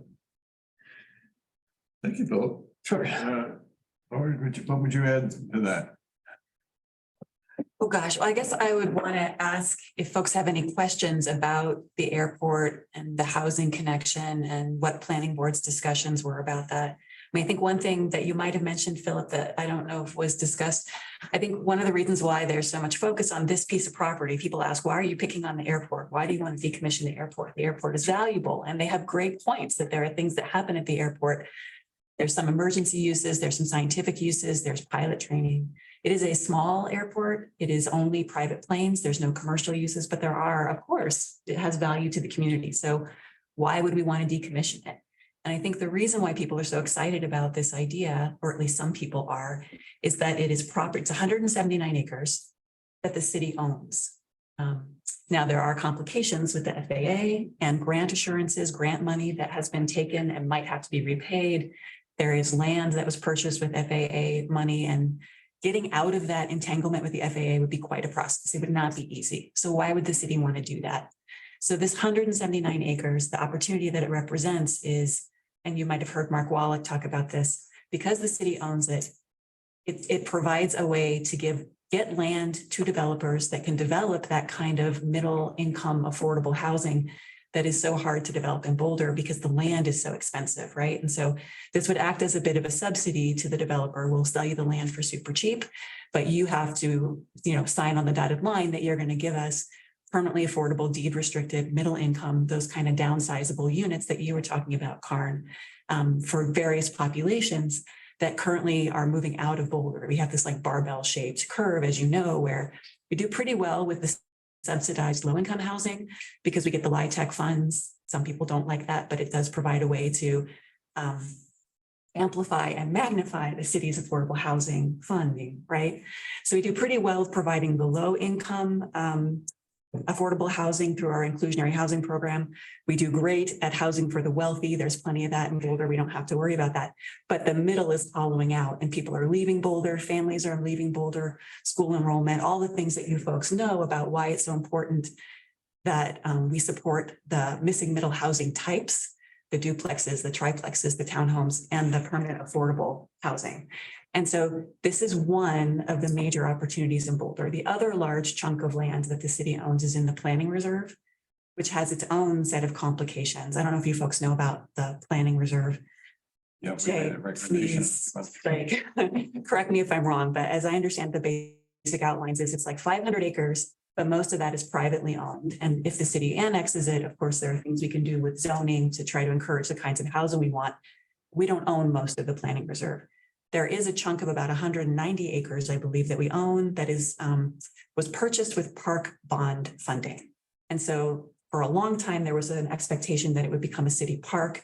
There might be some negotiation possible there with maybe some of it could be housing, some of it could be parkland, but it's not a sure thing. It's down the road. We're doing an infrastructure study to see, please stop me and interject. if I'm- Doing fantastic. So we're doing an infrastructure study now to kind of pave the way for annexing, rezoning, talking about the plan reserve, but it's not a sure thing. And as Philip described with the airport, we're kind of at an inflection point where either this new airport master plan that they want to do is going to result in rebuilding the airport, millions of dollars in investment. The airport is currently pretty run down. The runways need repaving and maybe not even just like filling the cracks, but like completely regrading and repaving it. A lot of the pavement there needs that. Buildings need to be rebuilt, buildings that are 40, 50 years old. There's no tower at this airport. There's no air traffic control tower. Some people want to add a tower. So there's a lot of investment that could happen and result in a very shiny new airport. And maybe that's what we want, right? That's the conversation we need to have. Do we want to go down the path of doing the airport master plan with massive potential investment in the airport, rebuilding it?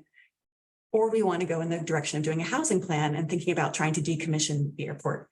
Either way, there's going to be probably some changes at the airport. It could be no change. There are some people who would like to see it just kind of go the way it is and be sort of a small, very local, no commercial air flight. Some people would like to see a taxi service to Denver, right? Like there's a lot of things that could happen at the airport. But we are at kind of this crossroads of, do we want to rebuild it or do we want to think about decommissioning it? And if we do rebuild it, that's going to kick the can for probably a couple of generations before we could think about decommissioning it again. So that's why I think it's important to take it up now. And very grateful that the city has initiated this public conversation so that people can think about the options and weigh in. And so there will be additional public input sought through this process once the staff and consultant team has developed that set of scenarios.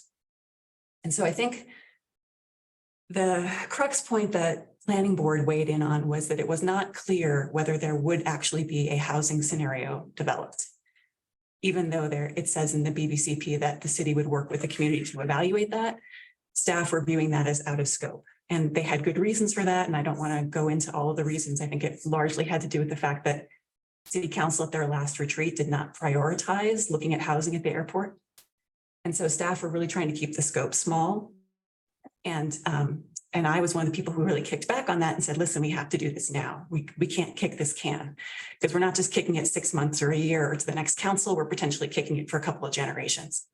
So very grateful that staff seem to have responded to that input from planning board and from others. It's not just planning board, certainly. And staff have said, the field is open, nothing is off the table. And at that last community working group meeting, they did show a sort of a mock-up or a framework for what a scenario could look like. They weren't promising anything, but on that mock-up, they did show airport uses and residential, which seems fairly promising, kind of a hybrid scenario. But it wasn't a promise. So if HAB wanted to weigh in and say, yes, we think it's a good idea that housing scenarios should be considered in this process, I think that certainly would not be inappropriate. If you feel like you don't need to weigh in because staff have clarified enough that that is possible, that's also your prerogative. I'm sorry, I'm talking a long time No, because I'm that's very okay. passionate. but That's some- fantastic information. I have a quick question and open for comments and we'll discuss it some. If it were to be a shared use, did they show how that pie might be split, like That is 90 TBD. Yeah, 90 acres housing, 90 acres airport, or what would it be? I have no idea what staff's thought is about that. I Was know it mapped? No. They were just showing, like, just trying to help the community working group visualize what would a scenario look like and what level of detail would it be. They weren't promising anything and saying this will be one of the scenarios. Or if it is split, here's what it looks like. I think that will come in June is when we will get a peek at what they're thinking in terms of what the scenarios will actually be, rather than just kind of a skeleton of a scenario. I think that's the timeline is we'll get a look at it and we'll get to help refine it in June. Great. Danny? Danny? You're on. Not only did you not talk too much at all, I think you did such a good job that you actually persuaded me. So understanding now the full scope of things, I had some reticence to kind of muck with that whole thing, but I think that the thing that you just brought up that's really huge here is the fact that, first of all, this is, the windows here, and it's not like the windows here and let's hit it in a couple of years. That's a crucial consideration. And I think the other consideration is the fact that how can you not have that as part of the discussion when you're talking about the need to do upgrades if we don't do anything, right? And if you're going to talk about having to get dinged from the FAA in terms of early payback on loans, whatever else it may be, loss of certain subsidies, well then I think the notion of what the alternatives are and what could happen over there certainly help feed the conversation on that decision and whether or not they want to take on that liability. And if there's liability one way or another, that's something for them to consider. So I'm very, very comfortable with just weighing in and saying, we understand there's a lot of detail and there's a lot of complexity here, but we think it's a great idea to consider, what the housing options are at this property, because that's a unique opportunity while you're making that decision. So great job. Thank you. I understand it a lot more now than I did 7 minutes ago, and I feel comfortable weighing in ever so tepidly. So. Thank you, Danny. Karen has a comment. So thank you, Laura and Philip. I thought your summaries were great. And I too have learned a lot in the last 7 minutes or so. I definitely think we should provide an opinion because this does feel like it's a needle mover opportunity. I do have a couple questions. Can we just ask some questions? So the planning reserve, is that the same as like area 1 where it's really like the city and the county making a decision, or am I getting my parcels mixed up? A little bit. Okay. So area 1 is what's in the city now and the city limits. Area 2 is the area that's eligible for annexation. Okay. Area 3 has different components, but the main one is the planning reserve. Okay. And that's a county, city, county. Okay. So It's in the county. okay. It's not yet in the city, and it's not eligible for annexation because it doesn't have infrastructure. Okay. But it's been designated by the county and the city as future urban area, Okay. Great. but to be determined. Okay. So then the questions if the city and the planning board decide to explore this opportunity, then are they going to be looking at things like I read the Macon Coles letter that talks about like 125 people are using this airport, and there's an airport in Longmont and one in Westminster, right? So are there other alternatives? And so there will be a whole bunch of analysis, not just about what housing may or may not be there, correct? I have been encouraging and I'm very hopeful that this process will explore fully the pros and cons, like Philip said, the no change alternative, the what's the best airport we could build if we were going to build an airport, what would that look like? If we did decommission it completely and build housing, what's the potential there? And if we did a hybrid, what would that look like? And I'm hopeful that it will explore things like you were talking about there of, you know, if there's no airport here, then where would the emergency services go? And there are 6 other airports that are within, I think, 40 miles of Boulder. We're one of the most airport-rich areas in the country. But that said, you still have to think about like the scientific research uses that are done at the airport, where would they go? Like a lot of it is done by NEON, the National Ecological Observatory Network, and they have 80 sites around the country, but I don't know how many of those sites have planes or plane capacity. So I'm hopeful that we would get to that level of detail. I don't know, that might be out of scope, but we can at least have a robust discussion of what is there, what's good about it, what would we lose if we don't have an airport? What is the housing opportunity? What's the opportunity cost if we don't do that? Like Danny was talking about, what is the FAA entanglement? What does it cost to decommission? We should at least have a rough idea of that. And I know that our last meeting at the community working group, we did talk about what are some of the criteria by which you could judge these different scenarios. And one of them was like economic impact, you know, like who is using the airport and what businesses are there and what funding comes in from that. And if we had housing in neighborhood serving uses, how many businesses per acre and what kind of taxes would we get from that? And how many people would be employed versus employed now? There's a lot of different criteria that they could look at. And I think it's up to staff right now to kind of sift through those and try to find the ones that are going to be the big distinguishers and help us kind of think about that decision. Does that make sense? Yeah, absolutely. Absolutely. The question is, can all that analysis be done by the deadline of, when was it, this fall? It won't all be done. And certainly everybody will be able to nitpick it and say, well, you should have looked at this, you should have asked that question. But hopefully we'll at least have enough information that the community can have a good conversation and give some information to city council so they can sort of say, which direction do we want to go? Do we want to go into the airport master plan, or do we want to hold off on that and look further into this housing option? So I don't think it's meant to be the end all be all.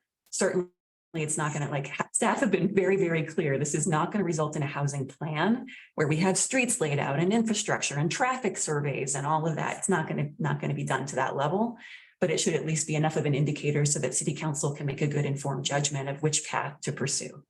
That's my hope. That's what I'm trying to help support. How are you feeling about of course, this is being aided and abetted by a consultant, Kimberly Horn. How do you feel about their work? I mean, I think they're primarily known as transportation planners and engineers. Well, I feel like I'm talking too much. And so Well, I think mean, Phil you're- could weigh in on that as well, you're well as both- I could. Phil can talk about it because he's the same CWG. I got a little distracted by something. Oh, the question is, do you feel like the consultant is doing a good job on this? Or you feel like they're more weighted toward one scenario as opposed to another, given that they're primarily, I think, a transportation planning firm? Well, it's an interesting chemistry that's going on between city staff and 2 sets of consulting companies that, and I don't quite, I sometimes forget who's in which, you know, and I think trying to.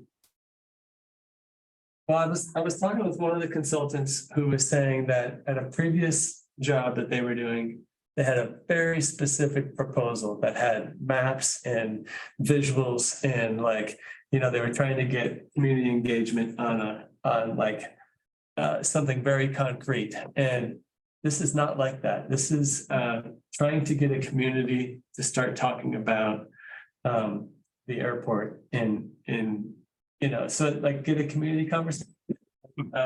So they've kind of like, they're kind of like trying to come in, you know, soft, I think, and try to like, you know, lead this conversation, but have it come up sort of organically from the participants. And so it's been kind of this weird balancing act, I think, for them. And it feels, I think at the end of the day, there's a lot of people that are showing up feeling a little confused about like, what's going on here? You know, like what is this really all about? And I think everyone, like, and there's been some people who have spoken up that are explicit, like, this is all just a ruse to like decommission the airport and build housing here, you know? And Or vice versa. or vice versa, yeah. And they're Of course, The aviation lobby at work. yeah, and to be clear, there's a kind of a third party that's like bigger than those 2 concerns, which is the neighbors around the airport who are sick to death of all the noise. So that's a big contingent that's also showing up. And whether they're for housing or whether they're for a better airport, it's kind of unclear. I think they're all for less noise and the touch and goes from the training schools, you know. And so it's a complicated milieu of different folks showing up and are the consultants knocking it out of the park? I don't think so. But on the other hand, I think what they're facing is kind of an interesting problem definition, you know, that they've been tasked with. If anybody wants to meet the neighbors, they show up at the farmer's market every Saturday and we'll tell you all about it. The neighbors of the airport. Other comments, I have a few that I'll defer to board members. Can I bring up the thing I'm distracted about? Sure, why not? I realized that we haven't all seen the letter from planning board or my augmentation of it. Should we try to send that around and examine it tonight? So that we could vote on it, because it feels like if we waited till end of May, It's too late. it's kind of late for Yeah. that. So I think we should, and there's also a possibility we could draft something simpler, not multi-paragraph, and just say, hey, keep housing on the table. So my proposed letter was one paragraph, so. And I don't remember how long the planning board letter is. It's not. I think it's a couple pages, yeah, and because it's very detailed and we gave some options for city council, we basically, because at that time. What I was hearing from multiple folks was that housing would not be directly considered in the scenarios, and that the scenario set would end at decommission the airport with no description of what would come after, and that would be another process, that would be an add-on. And I do think that staff have changed. They have since said housing can be included in the scenario set. So the letter that planning board sent happened before that change. So we have moved several steps down the road. So I would think it would be probably overkill to just resend planning board's letter with HAB's stamp of approval, because we've kind of moved past that. If you want to in another way weigh in or draft something of your own. That of course is your prerogative. Could we all get Philip's letter in front of us? Because it's a lot more direct and stuff, and the planning board letter is much more meaty, and I would want to just kind of put our name on their letter. So I think it's just I something. think we can, Put it up there, because I didn't, Yeah. I just sent it to Housing Advisory Board because I didn't bring my. just computer. moments ago. Did you? Yeah, so if it's Maybe possible. Jay, I know it's really short, Jay, if you could put it up on the share screen or something. Yeah, let me do that. That way. Oh, the email just came in from Philip too. Have we done this before where we edit in the meeting? I Is think we have. is there precedent for this? there's precedent, and there's no reason we can't do it. I Sorry. think we can take 5 minutes thinking about it and whether we want to vote on it. I have some other thoughts. I did send around planning board's letter to just about 5 minutes ago, but it is very long. So, and it looks like Philip, you kind of incorporated by reference. Here we go. So I've been doing a little bit of behind the scenes work and contacting some of our elected officials and saying, what do you think should have weigh in on this? And the answer I got was, yes, that would be useful. But nothing's going to happen because staff has no capacity to initiate a housing plan, and they don't have time to manage a consulting. Not the type of consulting that's being done now, but something that would be envision the housing scenario, what it looks like, what type of housing, and I think it's something we need to push on, because it, as Laura pointed out, and others, this is our mission at HAB, and we've decided is investing in middle housing. This is the place to do it. And when you look at and it's a different scale, but you look at what Denver did with Stapleton, which is now called Central Park. They created missing middle housing for like 30 or 40,000 people, and were able to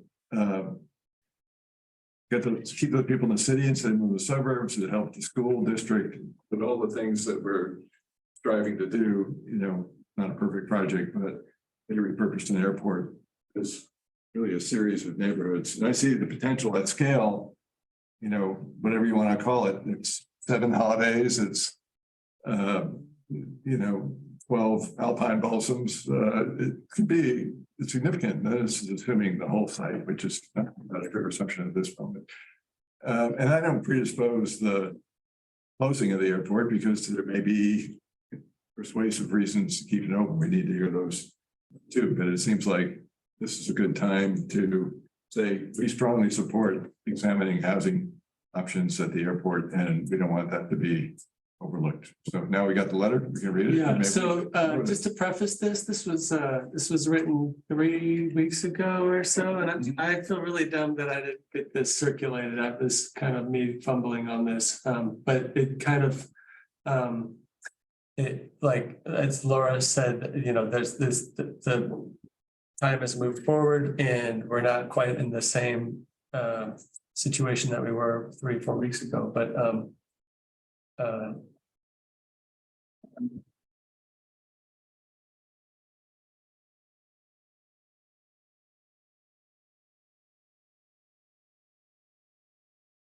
take a few minutes of looking at that, and I'm maybe drafting something shorter and more up to date as we speak.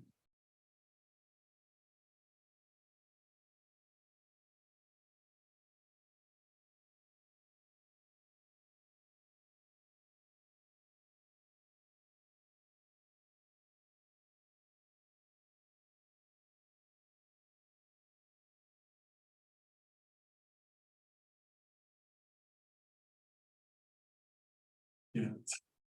It's sort of noticeably missing a reference to holiday, for example. But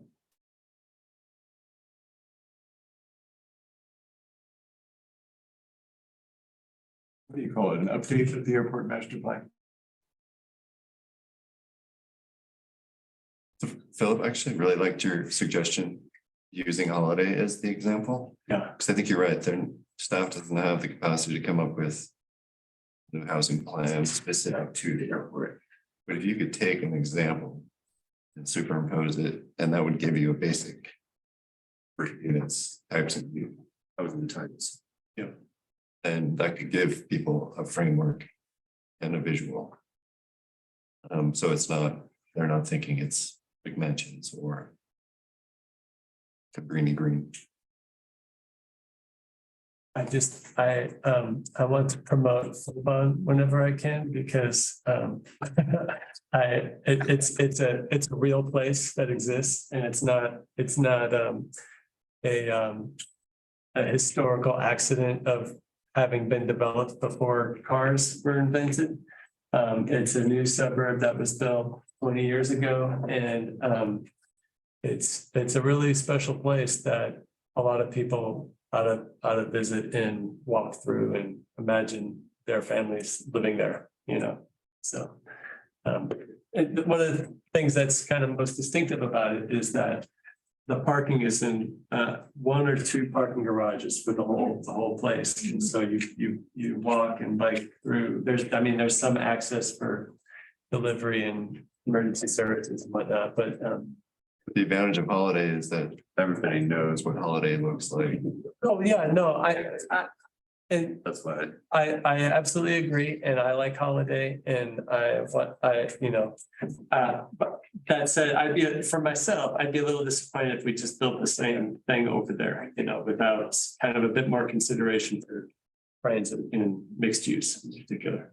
But I think that's the point you're trying to make too, is we're not just gonna recreate something else. It has to be unique to this area.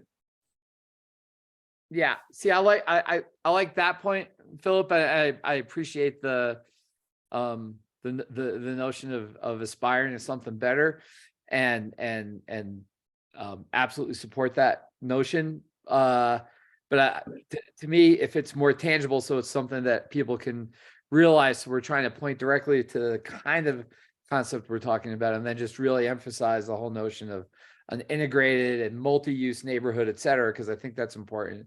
But what I don't want to be lost in translation that I feel is really important from the planning board's letter, and that, you know, Laura was talking about here today, and Michael, you were just kind of tapping on this too, is the notion that, look, that recommendation number 1 doesn't just say come up with at least one housing option. It says come up with one housing option and come up with one hybrid option. And it may be that the hybrid option, particularly given, we don't know what the FAA implications are, but maybe there's some way where we can thread that needle where we could have some housing there and not have FAA implications as long as we still have some sort of airport. I don't know, but the whole notion of saying really what we want to say here is start talking about housing and start talking about hybrid and start talking about a model of a mixed use neighborhood that really meets the vision of what we all have been, talking about here and aspiring to, and having a more concrete example that I feel very comfortable with. I think it has a lot more effect of saying this is what we're pointing towards.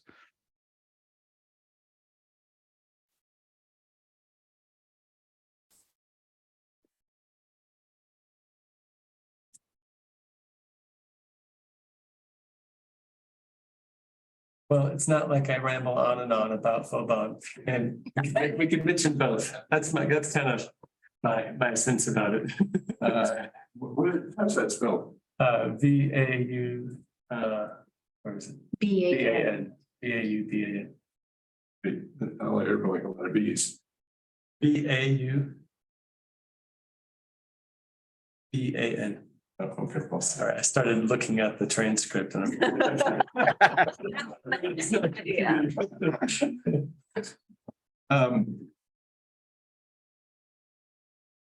Okay, so this is on the fly, but I can send this around too.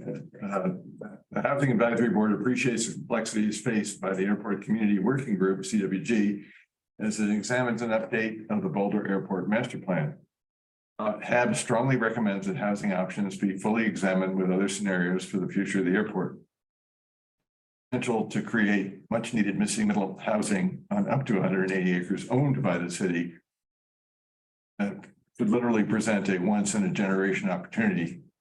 If repurposed, the site could literally fit, I used literally twice, sorry, could literally fit 8 holiday neighborhoods, an award-winning project widely acknowledged for providing an integrated multi-use community, including all kinds of housing, especially for sale middle income housing. A hybrid option that would allow continued airport uses represents another potentially positive outcome. HAB strongly recommends that housing options at Boulder Airport be blah, blah, blah. I mean, is that kind of on the right track? I like it. Should we just replace it with what's up there and interactively edit? Vice versa. Use this. Yeah, you put that up. Yeah, I need send it to Jay. finish my thought and then put it in Bobon. I'm gonna take like a 5-minute break and get more food and I'll spruce up a little bit. Sure, yeah. How about that? Hey, 5-minute break, Ham. Go get more food. It's really good food. Thank you, Britt. So Laura, what's your background? What's my background? Like, are you an architect by?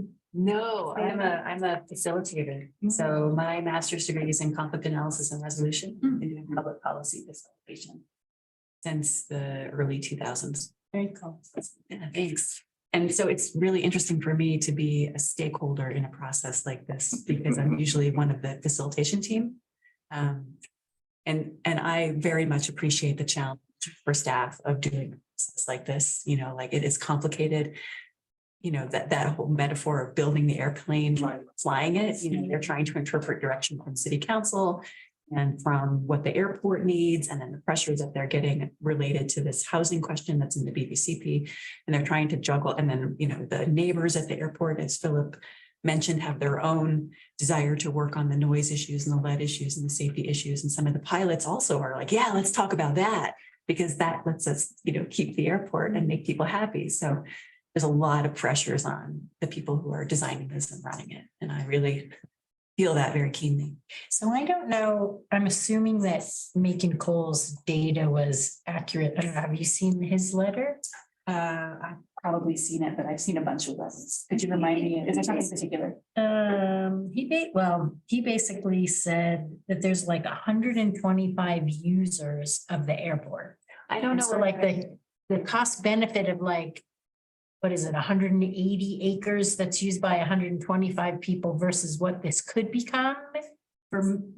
It's much greater community benefit. So I don't know that 125 people is anything more than just like an informal statement Yep. by airport staff of who are the regular users. It absolutely has more uses beyond just 125 people, but in terms of like who the recreational pilots are that are flying in and out on a regular basis.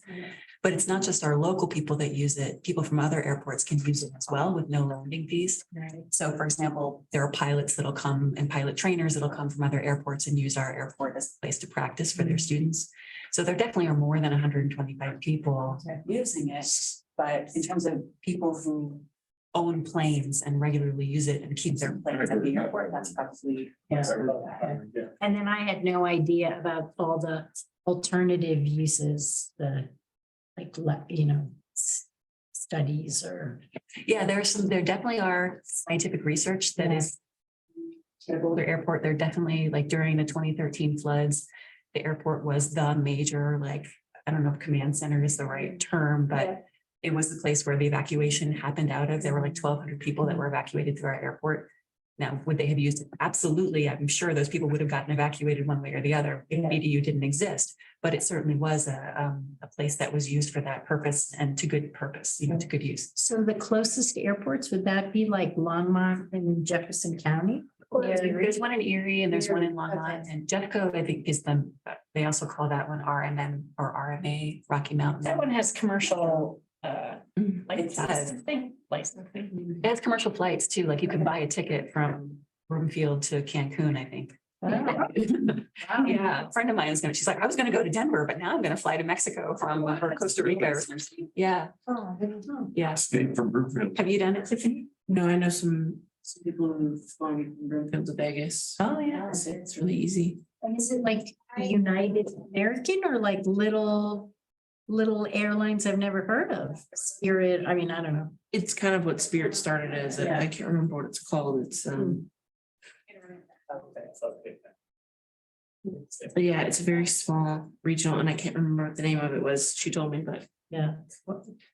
Certainly would save like an hour each way or so. plus traffic. Yeah.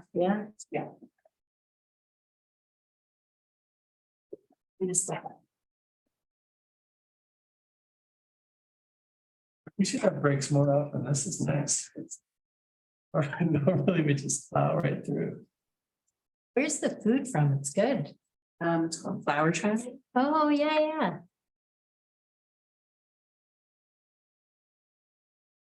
Are you in charge? Like, who gets to decide? I know Terry last time said, oh, can we do pizza every time? Oh, God. For me, I'd be like, can we do this every time? That's where I'm at. Yeah, I just usually pick something random. Yeah. But and with enough options for Yeah. whatever dietary. we need. I'm always open to suggestions. So if you have restaurants that you. I enjoy, suggest like. Flower Child. Well, you guys are making me jealous. I haven't even eaten once today. Really good. Thank you so much, Tiffany. Okay, here it comes. Send to you, Tiffany. Can you get it up on the screen? I will, Jay. What other like boards and commissions are you on? So like this and Oh. Greater Boulder and the airport. Yeah, so the airport thing is part of my role at HAB, so. because of- We had a little election like we had for Michael just a bit ago, Yeah. I don't know, 2 months ago. And I volunteered and people were like, go for it. So is everyone on the board Raises or supposed to volunteer for something else? Michael, No, I don't think there's any Okay. expectation on those lines. Okay. did you say you emailed it already? No, about to. Okay, you can just send it to me. That's not it. They drafted a letter. I forgot that. Okay, just a minute.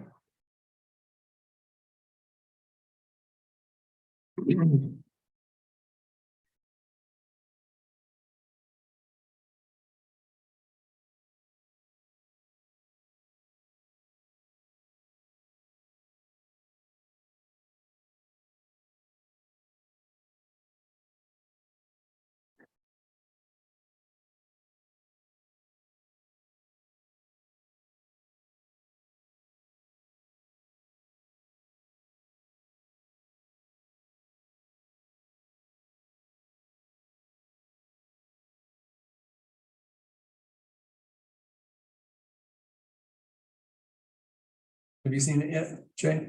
Yep, I got it.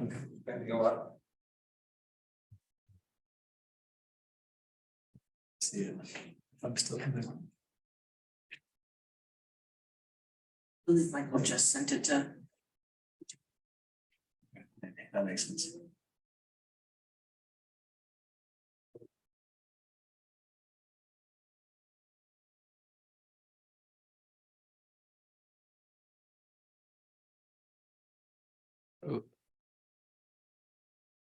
It's just slow. Oh, I just do. Michael is still there. Hey, you can reconvene and take a look at this. It's up on the screen. There's everyone. Read it to yourselves. You want to make suggestions for changes, we can incorporate those, and someone wants to make a motion for a vote on this, we can do that. Can I just offer one factual thing? Well, you want to accurate fact in there? Okay, sure. We like alternative facts. You and half the country.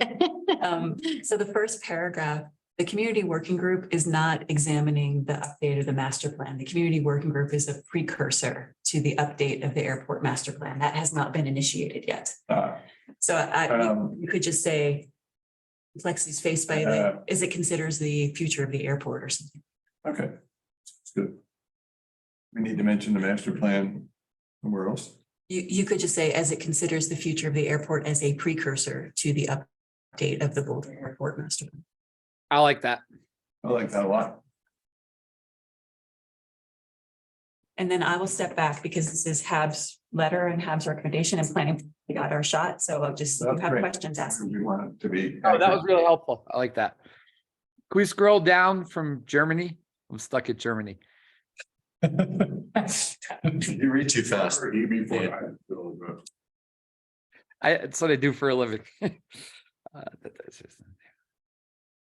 it 6 holidays? I feel like I should know that, but isn't holiday 30 acres? I can look that up too. We're about housing, not math. It sounds better with it. I love it. And Philip, I like that. I like how it's wrapped in there, you know, after talking about holiday, but then how Valbon Ben is wrapped in there as well too. So if that were Something to aspire to. Can I see the paragraph that ends with missing middle housing?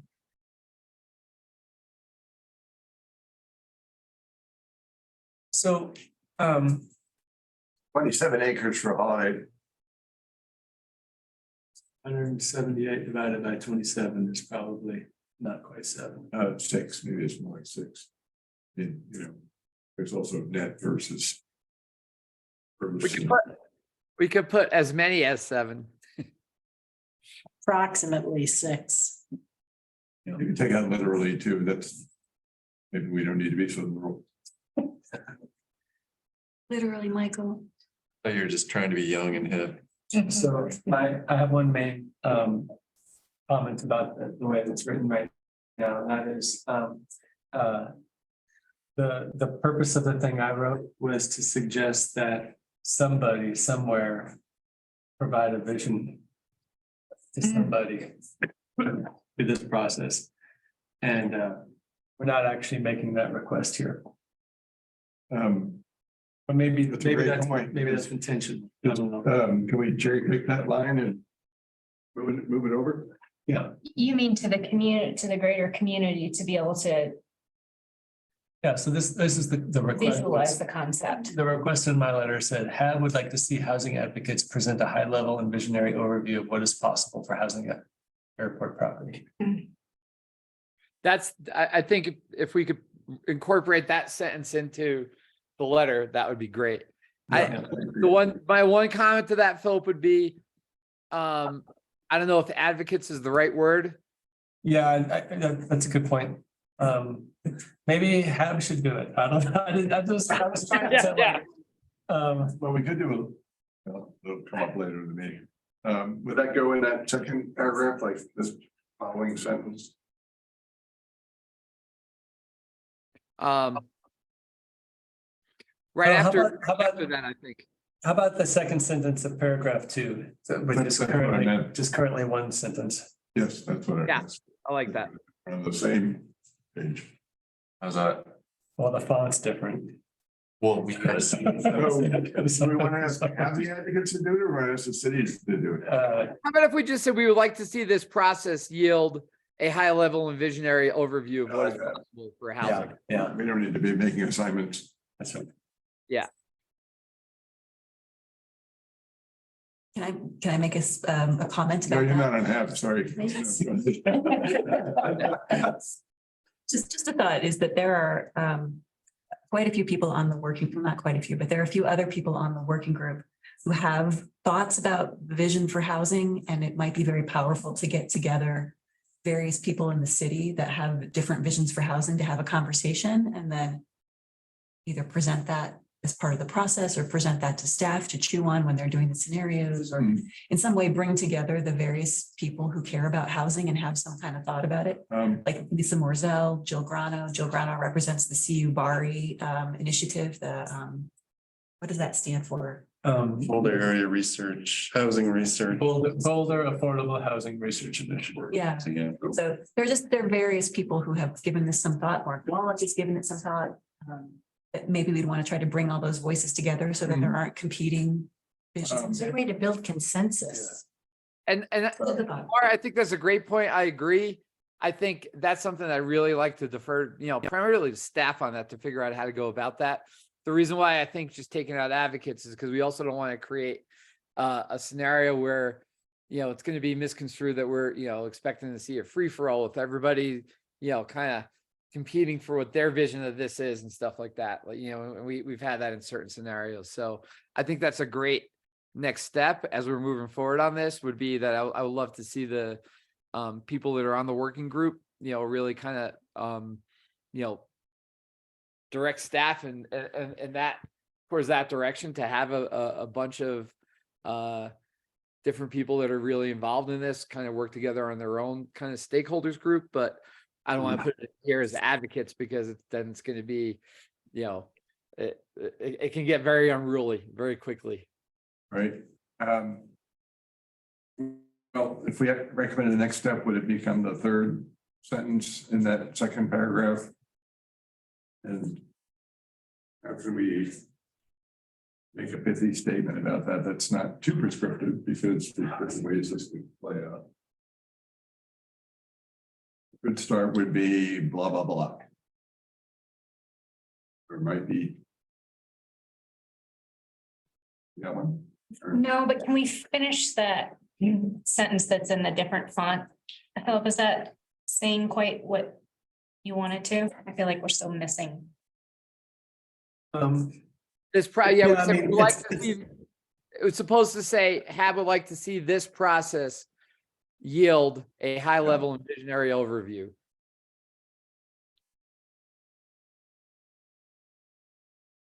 And for me, the next sentence is absent this. I mean, don't write this. It's in contrast to what he just was saying. Absent this, considering decommissioning the airport is kind of a futile conversation, or it's kind of like a it's not a robust conversation without. I mean, just having decommissioning the airport and saying it'd be for housing, it's kind of like half of a scenario because we without kind of something to fill in that it's not a meaningful it's not a meaningful. Like you don't want to option. decommission the airport in the vacuum. Exactly. We That's, need, yeah. a great point, but do we need to say it? Because it seems like. That's good. I don't know. I mean, I could write 5 pages easy. Hey, 30-minute break. More food.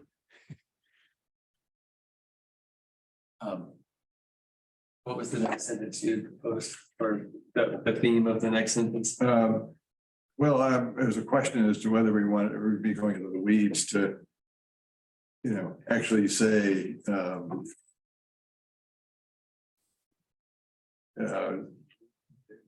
it would be best if to consider positive future scenario if the airport would be decommissioned or something like that.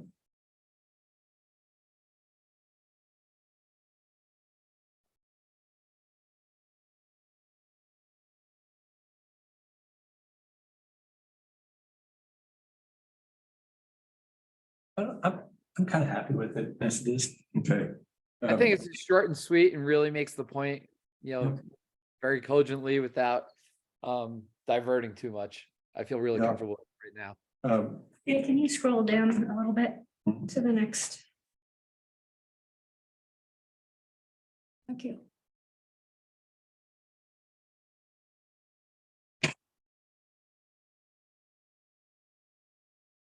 Maybe take that one sentence that's by itself and bring it up into that paragraph above or the paragraph below. Probably the paragraph above. Oh, the hybrid. Yeah, No. Less choppy. Yeah. Saw a typo. You scroll back up. Okay, potentially create much needed.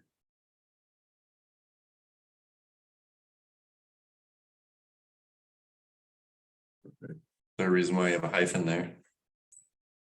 There's no reason.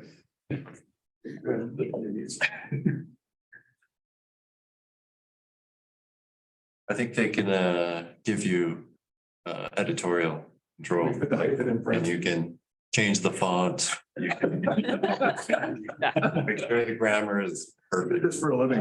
I'm sorry, Jay, that was an unnecessary low blow. Okay, let's We get like all you the being a same. font rebel. All right. We getting happy with this? Let me scroll back down again. Sorry. So this is going However you to say that. council or who's this audience? I'm sorry. Who's the audience? Who's reading this? City council? Yeah. I understand Danny not wanting to have that one sentence hanging there, but I don't know if it really It's with that. fits with the Germany paragraph. If we can look at that again, that'd be great.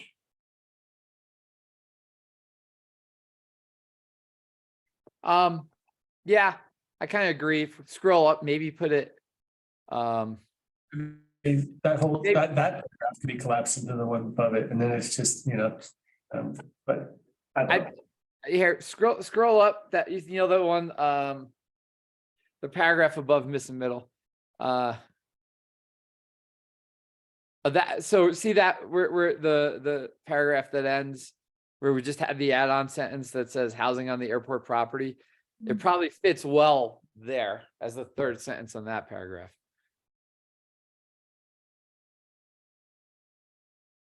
Yeah. Instead. Plug it in, let's see.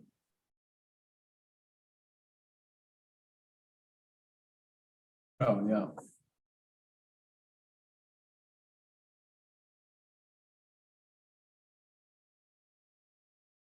Can we make the font even smaller for this? That was even bigger. That's perfect.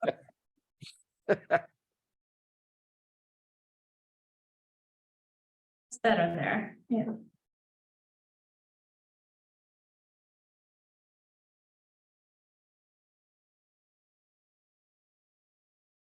One more read and I'm gonna look for a motion.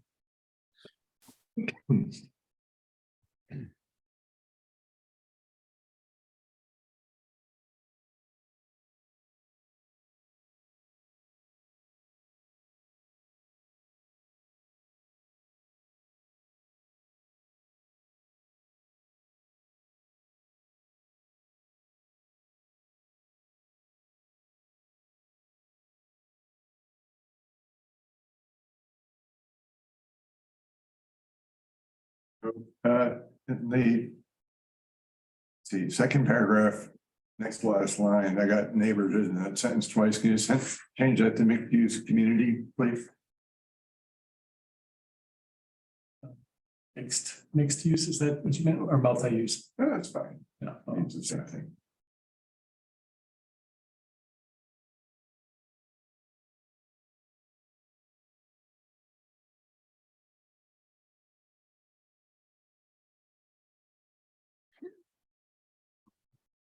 I need a better word, the template, that's be a little bit too prescriptive, hold it. Any thoughts, Same thought. inspiration or examples? Yeah. I was serious about giving Michael some editorial leeway here, so we're not wordsmithing as a group. Oh, okay, yeah, I could do that. Fine, just vote on it, I'll take it home. Oh, I see. As long as the intent is. I'm the one that. think You have confidence that he's not gonna completely change I it. didn't quite understand what you were saying. So yeah, appreciate you. That's fine with me.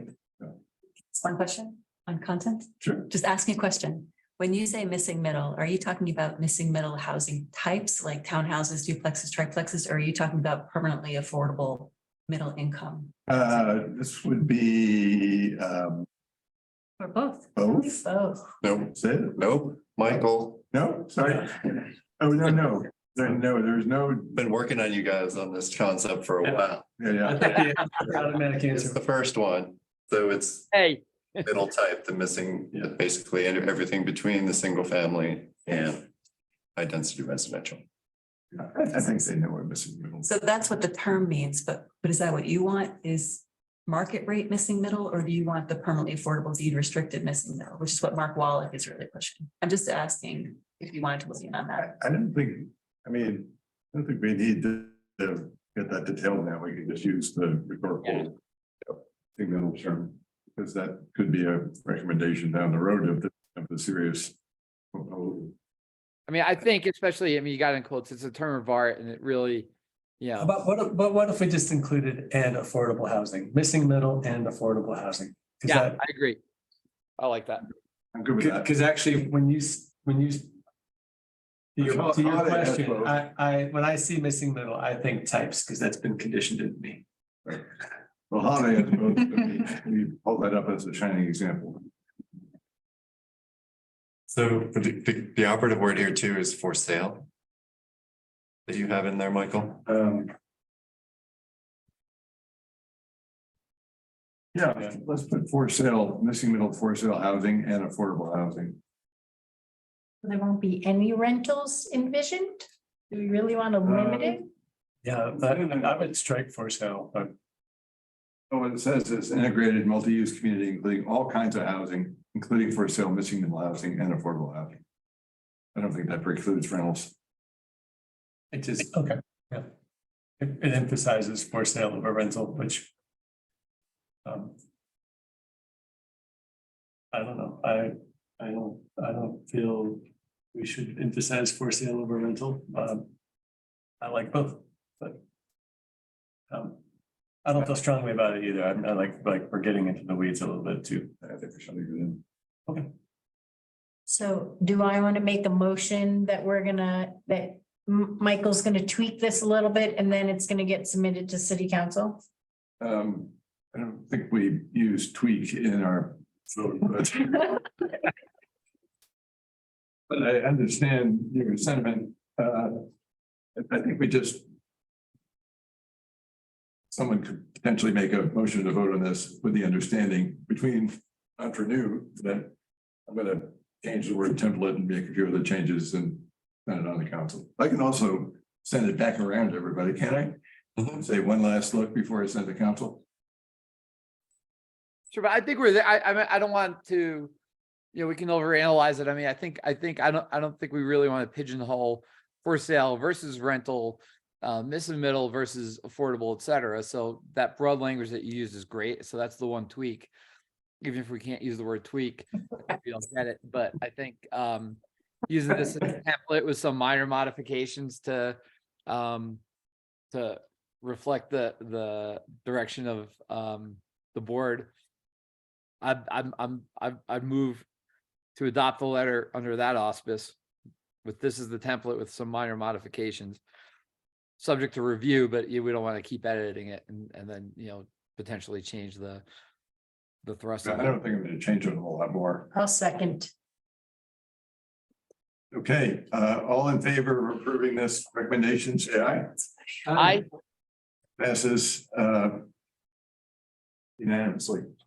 And we can go on to item, thank you all, that was really good. Thank you. Item D is. Phil, thank you. You're welcome. Retreat planning, we haven't done a retreat since 2021, I think. Our last retreat, I actually checked my notes on this. I talk about missing middle housing. Where did my notes? Came from the facilitator. Right, as a, never mind, we'll talk about it. Okay.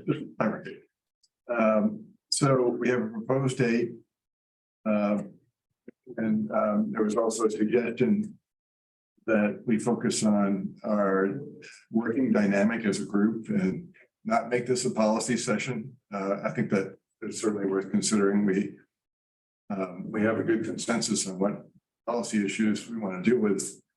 It could take quite a few of our next few meetings. But we're open discussion. The first thing is to clarify, see if the date works for everyone. And we did, this would be our June meeting. We moved it up because I'm planning on being possibly out of the country into June, early July. So it might have to happen.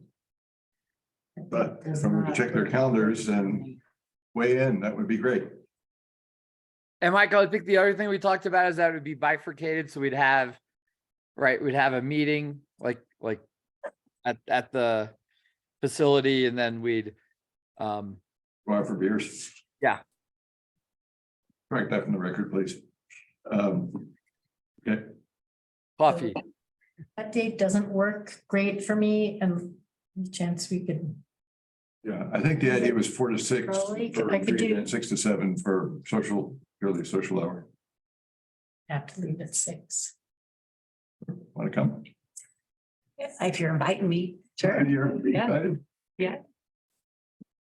I'll check my calendar. Could we do 3 to 6? Or does it have to be, could we do it an hour earlier? I could do that. Wouldn't bother me. It's retired, could I? You're talking 3 to 6. Interfere with anyone else's work schedules? I'm sorry, what's the? Three to 5 instead of 4 to 6. What's the date? June 13th, and I'm sorry, what day of the week is that? Tuesday. And it would replace a regular June meeting, or we'd be moving up our June meeting to that date. So planning board meets on Tuesdays, but usually not second Tuesdays. That one's usually safe. So I could probably make it, but you shouldn't plan around me. It's likely safe from planning board.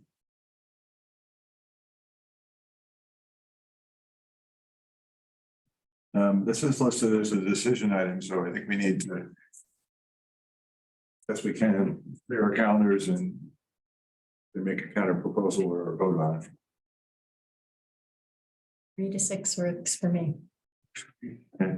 All in favor of Tuesday, June 13th from 3 to 5, followed by a happy hour? Say aye. And just to clarify, that's in place of the regular June meeting. Right, and so we would have that here? Yeah, so we'll have the first part here. And then you guys will have to figure out where you want to go after. I suppose if anything goes awry with this, we can modify it at the next ad meeting, which is the next agenda item. Can we talk a little bit more about the retreat, just so that, particularly for the new folks? So there are different thoughts and approaches to retreats. So typically, the reason why the city has really strongly encouraged retreats was just to help board members get to know each other a little bit better outside of the formal setting. So like, there's no public comment. It's really a chance for you guys to figure out, what do you want to talk about as a group? And I've kind of discouraged over time talking about specific business I've had, specific policy. Like 1 year, I think they spent the entire 3 hours talking about homelessness. And so it didn't really deal with any other issues, but this board has functioned quite well. So I think that's why we haven't had a retreat. But I would just, if you have thoughts or suggestions of how to structure the time that you think would be most advantageous, please let the chairs know. Or if you have any thoughts now too. And you have a professional facilitator here as well. May or may not.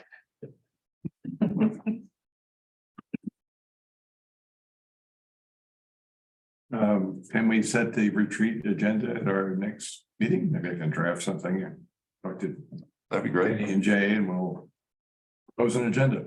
How's that sound? Perfect. Great. Okay, that's done. Moving the May, item B, move May have meeting. We're moving this for a couple of reasons. We want to have our great staff. Oh, Jay, present, and he can be available, more available on May 31st. It's fine with me. If everyone want to do a calendar check. So this isn't moving every meeting. No, It's correct. just the May one, okay. 'Cause We're just moving two at the same time. We haven't moved a meeting in a while. Yeah. So we don't do this all the time. Huh? It's December, we moved the meeting. There we do. Yeah, we always move December though. Yeah. I'm okay with canceling the 24th But reschedule. and rescheduling it for the 31st. That works for me. Works for me. Look good? Yep. Anyone want to make a motion? So moved. We'll move the May meeting from May 24th to May 31st, Second. same time. Second, all in favor? Aye. Passes unanimously. Wow, item F, chair and vice chair selection. Do we want to talk about this, or do you have any ideas of people you might want to nominate to fill these important roles? Who's the current vice chair? Danny.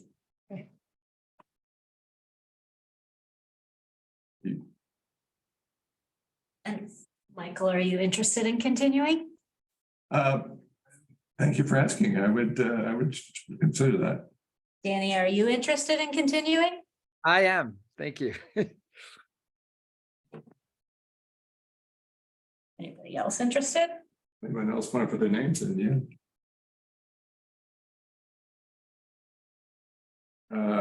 Do we have a motion on to nominate a vice chair for the coming year?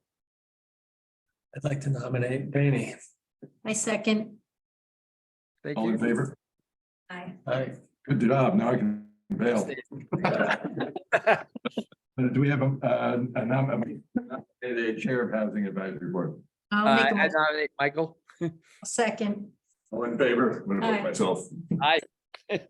Okay, both motions have passed unanimously, and Danny and I will please continue as chair, vice chair for the coming year. Thank you. Thank you. Thank you for your service. We're gonna go to agenda item 7, matters from staff.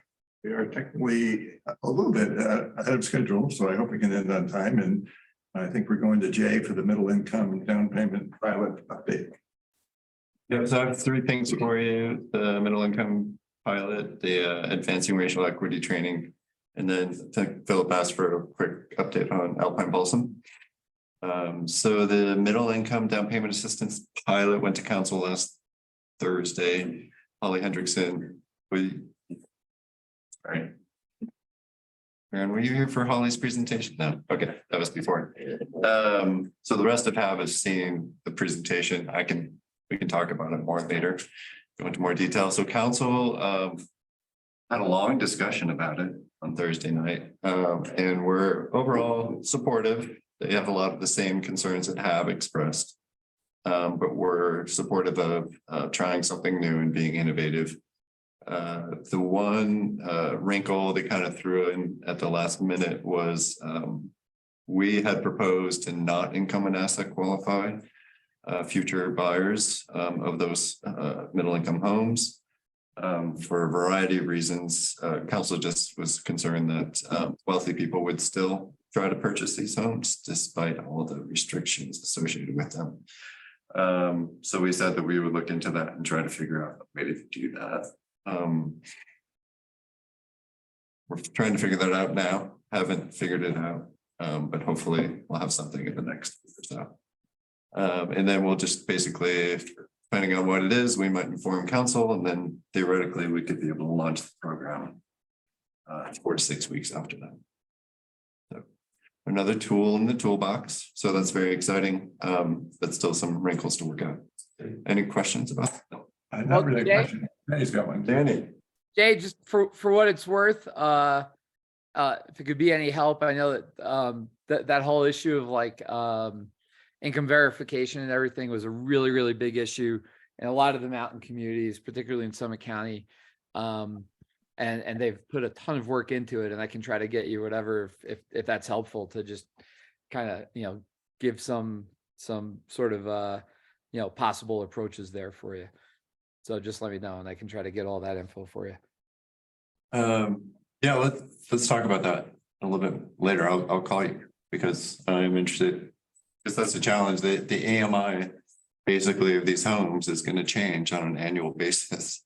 So how do you determine what is the appropriate AMI? So, yeah. And the other big thing is assets versus income, right? Because a lot of really wealthy people don't make money because they don't work because they have a lot of assets. And that was the big challenge that we ran into. A lot of people were like, this is great. I can have a mountain home and not work, and it doesn't cost me a lot of money. And so they've done a lot of things to try to, close that loophole. So. Yep. Anything else? I On that one? wonder if our newer board members need more background on this, maybe it was covered in a previous ad packet that could be distributed. Yeah, we're gonna do a little orientation too. So Oh, okay. I'll be happy to cover that. Alpine Balsam. So Alpine Balsam, there is some pretty significant progress has been made. Obviously, if you haven't seen it, not much left. So that's very exciting. So Alpine Balsam again, about a year and a half ago, City Council designated Boulder Housing Partners as the co-master developer along with the city. And so we had city facilities team basically working on the pavilion and its relationship to the parking structure, this building. And then Boulder Housing Partners has their own design team working on the affordable housing buildings, but also the other parcels that might be sold at market rate. So no firm decisions have been made in terms of design, but there has been quite a bit of progress in terms of the greenway design and because that's an essential step. So after the demolition, we need to be able to submit to the federal agencies, the LOMR and CLOMR, basically showing that the flood has been addressed, so we can pull those current building footprints out of the high hazard floodplain. So that's an essential step before construction. Also, a lot of the engineering, form-based code engineering review for all of the infrastructure has to happen. That's sort of a first step. I think a lot of those materials get submitted in the next couple of months. On May 25th, there is an update to council specifically on Alpine Balsam. But that's going to really focus more on funding and finance for the overall process and how Alpine Balsam relates to all the other city buildings. So remember, the idea is we're consolidating city buildings that are scattered all over the city into one centralized campus. So things are moving slower than I think a lot of people would like to see, but these processes are fairly complex. They take time. And I'm still optimistic that they'll be able to at least begin. You'll see construction beginning in sort of late 2024, so late next year. And what did you say happens to this building? This building, large, not a lot. The city invested quite a bit of money in this building after we purchased it, but it may get repurposed. So one idea that's getting explored is moving Agewell West from Arapahoe 9th to this building. And the advantage of this building over the rest of the Alpine Balsam site is that it has surface parking for older adults that want to visit or that need to visit by car. Thank you. No site plan except the work on the Greenway hasn't been done yet. So keep in mind, so it's form-based code. Right. So there's a form-based code review that will happen. But yeah, so basically once the buildings are designed, it'll go through a separate entitlement process. And then you'll see what it's gonna look like. Right. But the site plan is basically the form-based code. I got you. But none of the architecture, et cetera, consultants are on board yet. They're on board, they're working on it. They have some concepts in terms of massing, different roof designs, but not much And else. so is that? So for Old Housing Partners, it is Coburn. Mhm. And then for facilities, it's ZGF. And the consolidation, does that all happen in the pavilion building or is it gonna be more, it's just one building? Okay. Anybody else? Is that what you were looking for? Bill? Yeah, thank you. Yeah, absolutely. Every now and then I go on the website, it says implementation phase. I just want to like, okay, where are the photos? You know, I want to start walking through this place because I'm curious. And then the third item is this, was also attached to the packet. So advancing racial equity, we talked about it last time. So that's a training. So you just got a fancier, glossier pitch for that. So it is strongly encouraged to participate and attend those. I think you're also going to get a special invitation from council as well, encouraging you to attend because I think they want to really impress upon all the boards and commissions that it's a high priority for them. So is Be it, live or Zoom? I'm sorry? Live or Zoom?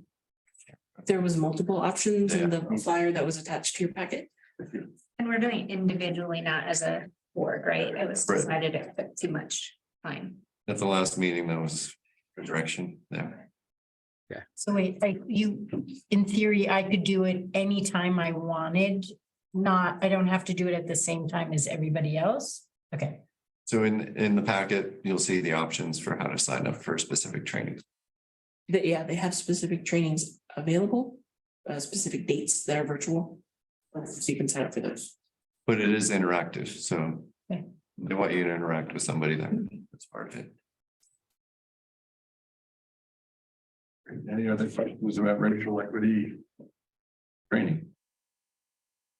I successfully signed up. Thank you. Okay. I'm excited. Good. Okay, that brings us to item 8, debrief meeting and calendar check. I certainly think we had a productive meeting. Welcome to a new head member and our new liaison for planning board. So welcome again. It's great to have you on board. We approved the minutes. We had one person in the public participation session. We gave input to Carl Geiler, Planning and Development Services on occupancy reform, and a great discussion on that. We appointed someone to the Boulder Junction Multi-Board Working Group from HAB. We drafted on the spot and approved a letter on the airport urging that housing options be fully considered as the master plan is considered and eventually evolved. We have a consensus on our retreat for Tuesday, June 13th from 3 to 6. We moved the May meeting from May 24th to May 31st, and we re-elected our chair and vice chair. Thank you all for your support and being part of this advisory board. We had the update on middle income down payment pilot on Alpine Balsam progress and planning and implementation, and information about the forthcoming advancing racial equity workshop, the role of government. Our next meeting again would be on Wednesday, May 31st. And I think everyone's got that in their calendars. I hope so. And then again, we'll be doing our retreat on June 13th. So any questions before I ask for a motion to adjourn? For the May agenda, so you lined up Chad. Oh, that's right. Holzinger. Yes, so one thing we've had discussions about, but with not a lot of good information to go on is how much parking do you need at housing? And what is the cost of providing that parking according to current standards, and what are some alternatives? I know of an architect in Denver who exclusively designs affordable housing and actually did a research report on parking and affordable housing. How it's generally overbuilt, and that does take away from the amount of affordable housing that can be provided. So his name is Chad Holtinger. He's gonna, I think, zoom into our meeting and give us an overview. We'll get a copy of the what the headers on the read, but he's a very engaging guy. He's designed tons of award-winning housing projects and mostly lower income. And he's super knowledgeable about this. I think you'll enjoy hearing them. Do we need suggestions for other agenda items, or is that something we can work out at our various meetings? We're always open to agenda items. The only other thing we have is to review the draft retreat agenda. But anything else folks want to hear about? Add? Michael, I just wanted to ask, and the guest is able to, even with the calendar change, May 31st works for him? Yeah, I've already cleared that with him. I just need to confirm now that we voted on it. And he said he would be, and he's going to bring his associate, Laura Rosberg, who actually did a lot of the research. Great people. Will the spring legislative session be done by then? It's done May 8th. So- It looks like a lot of the original bill has been watered down. But if it passes, it would be nice to have an overview with someone who's an expert to give an overview of Yeah. what happened, what it might mean for. Monday, I went to a Better Boulder overview, in which Elise Jones, the sweep, spoke, and she'd probably be a good candidate, that former county commissioner. Open to any suggestions on that, but something may pass, so good idea to drill down and understand what they came up with. So this morning on NPR, I heard a segment that talked about how in New Jersey, every municipality, and I don't know how they define municipality, has to have a certain amount of affordable housing. And I thought that was really intriguing because it seems to me that in Colorado, there are certain places that like Boulder that's targeting, what'd you say, 15%. And there's other communities where I don't get a sense that there's any affordable housing requirement. And so I think that was sort of one of the goals of Polis, was to strongly encourage or force municipalities to do the right thing and create more affordable housing. But it would be interesting to learn a little bit more about New Jersey. Figure out if that would be something that, I don't know if that's beyond our scope, but I just thought it was interesting. I'm not sure I can do that for you, but if you can identify someone else, you can try to reach out to them. Yeah. One thing I did this week is I contacted a bunch of affordable housing developers I know and said, how do you feel about this bill and what are you doing to support it? And I heard from one prominent from Denver. And he said, and this, I need to do some research to back this up, but in the alternative universe of Florida, DeSantis just signed live local legislation that goes way beyond the initial breadth of 213 by a long shot and adds annual funding of 700 million in affordable housing. All Republicans got in line while the Dems were tepid, kind of the opposite of what. So, yeah, that's fascinating. Well, there are a number of people we could get who follow these things closely, but again, I heard Elise talk about it the other day and she was quite good. Okay, that's good. And I would actually recommend reading the bill itself. Yeah. It's really well written and a lot of the arguments and justifications I thought Yeah. incredible. Didn't go over so well in the mountain communities, did Danny. Yeah. Sorry, I missed that. Oh, I said it didn't go over so well in the mountain communities, No. to say the least. But you know, I mean, I think what we're going to see a lot of is, as far as, you know, things go with this bill too, and some of the things that are coming off as mandates are whether or not, you know, this is something where the state has supremacy, or whether it's kind of traipsing on, you know, especially home rule municipalities and their you know, ability to self-govern. And I think that's, from what I've gotten, there's a lot of real concern regarding that whole concept and the state stepping on the toes, particularly of a lot of communities like Boulder that have done you know, a good job and made significant effort on it, and, instead of treating it one size fits all. Karen, what you just brought up in New Jersey, I mean, I think that's really the big thrust of this is it's absolutely true that there's a lot of communities that have put a ton into this. And then there are other places that have done literally zero, including places that are right on our doorstep in Boulder and stuff. And so it'll be really interesting to see how the whole thing shakes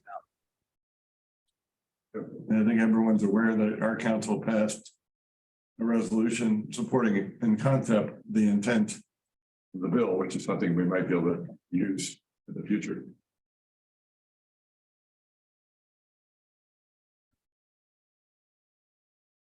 Anybody else, anything to bring up? 3, 4, 5. Motion to adjourn. The next 36.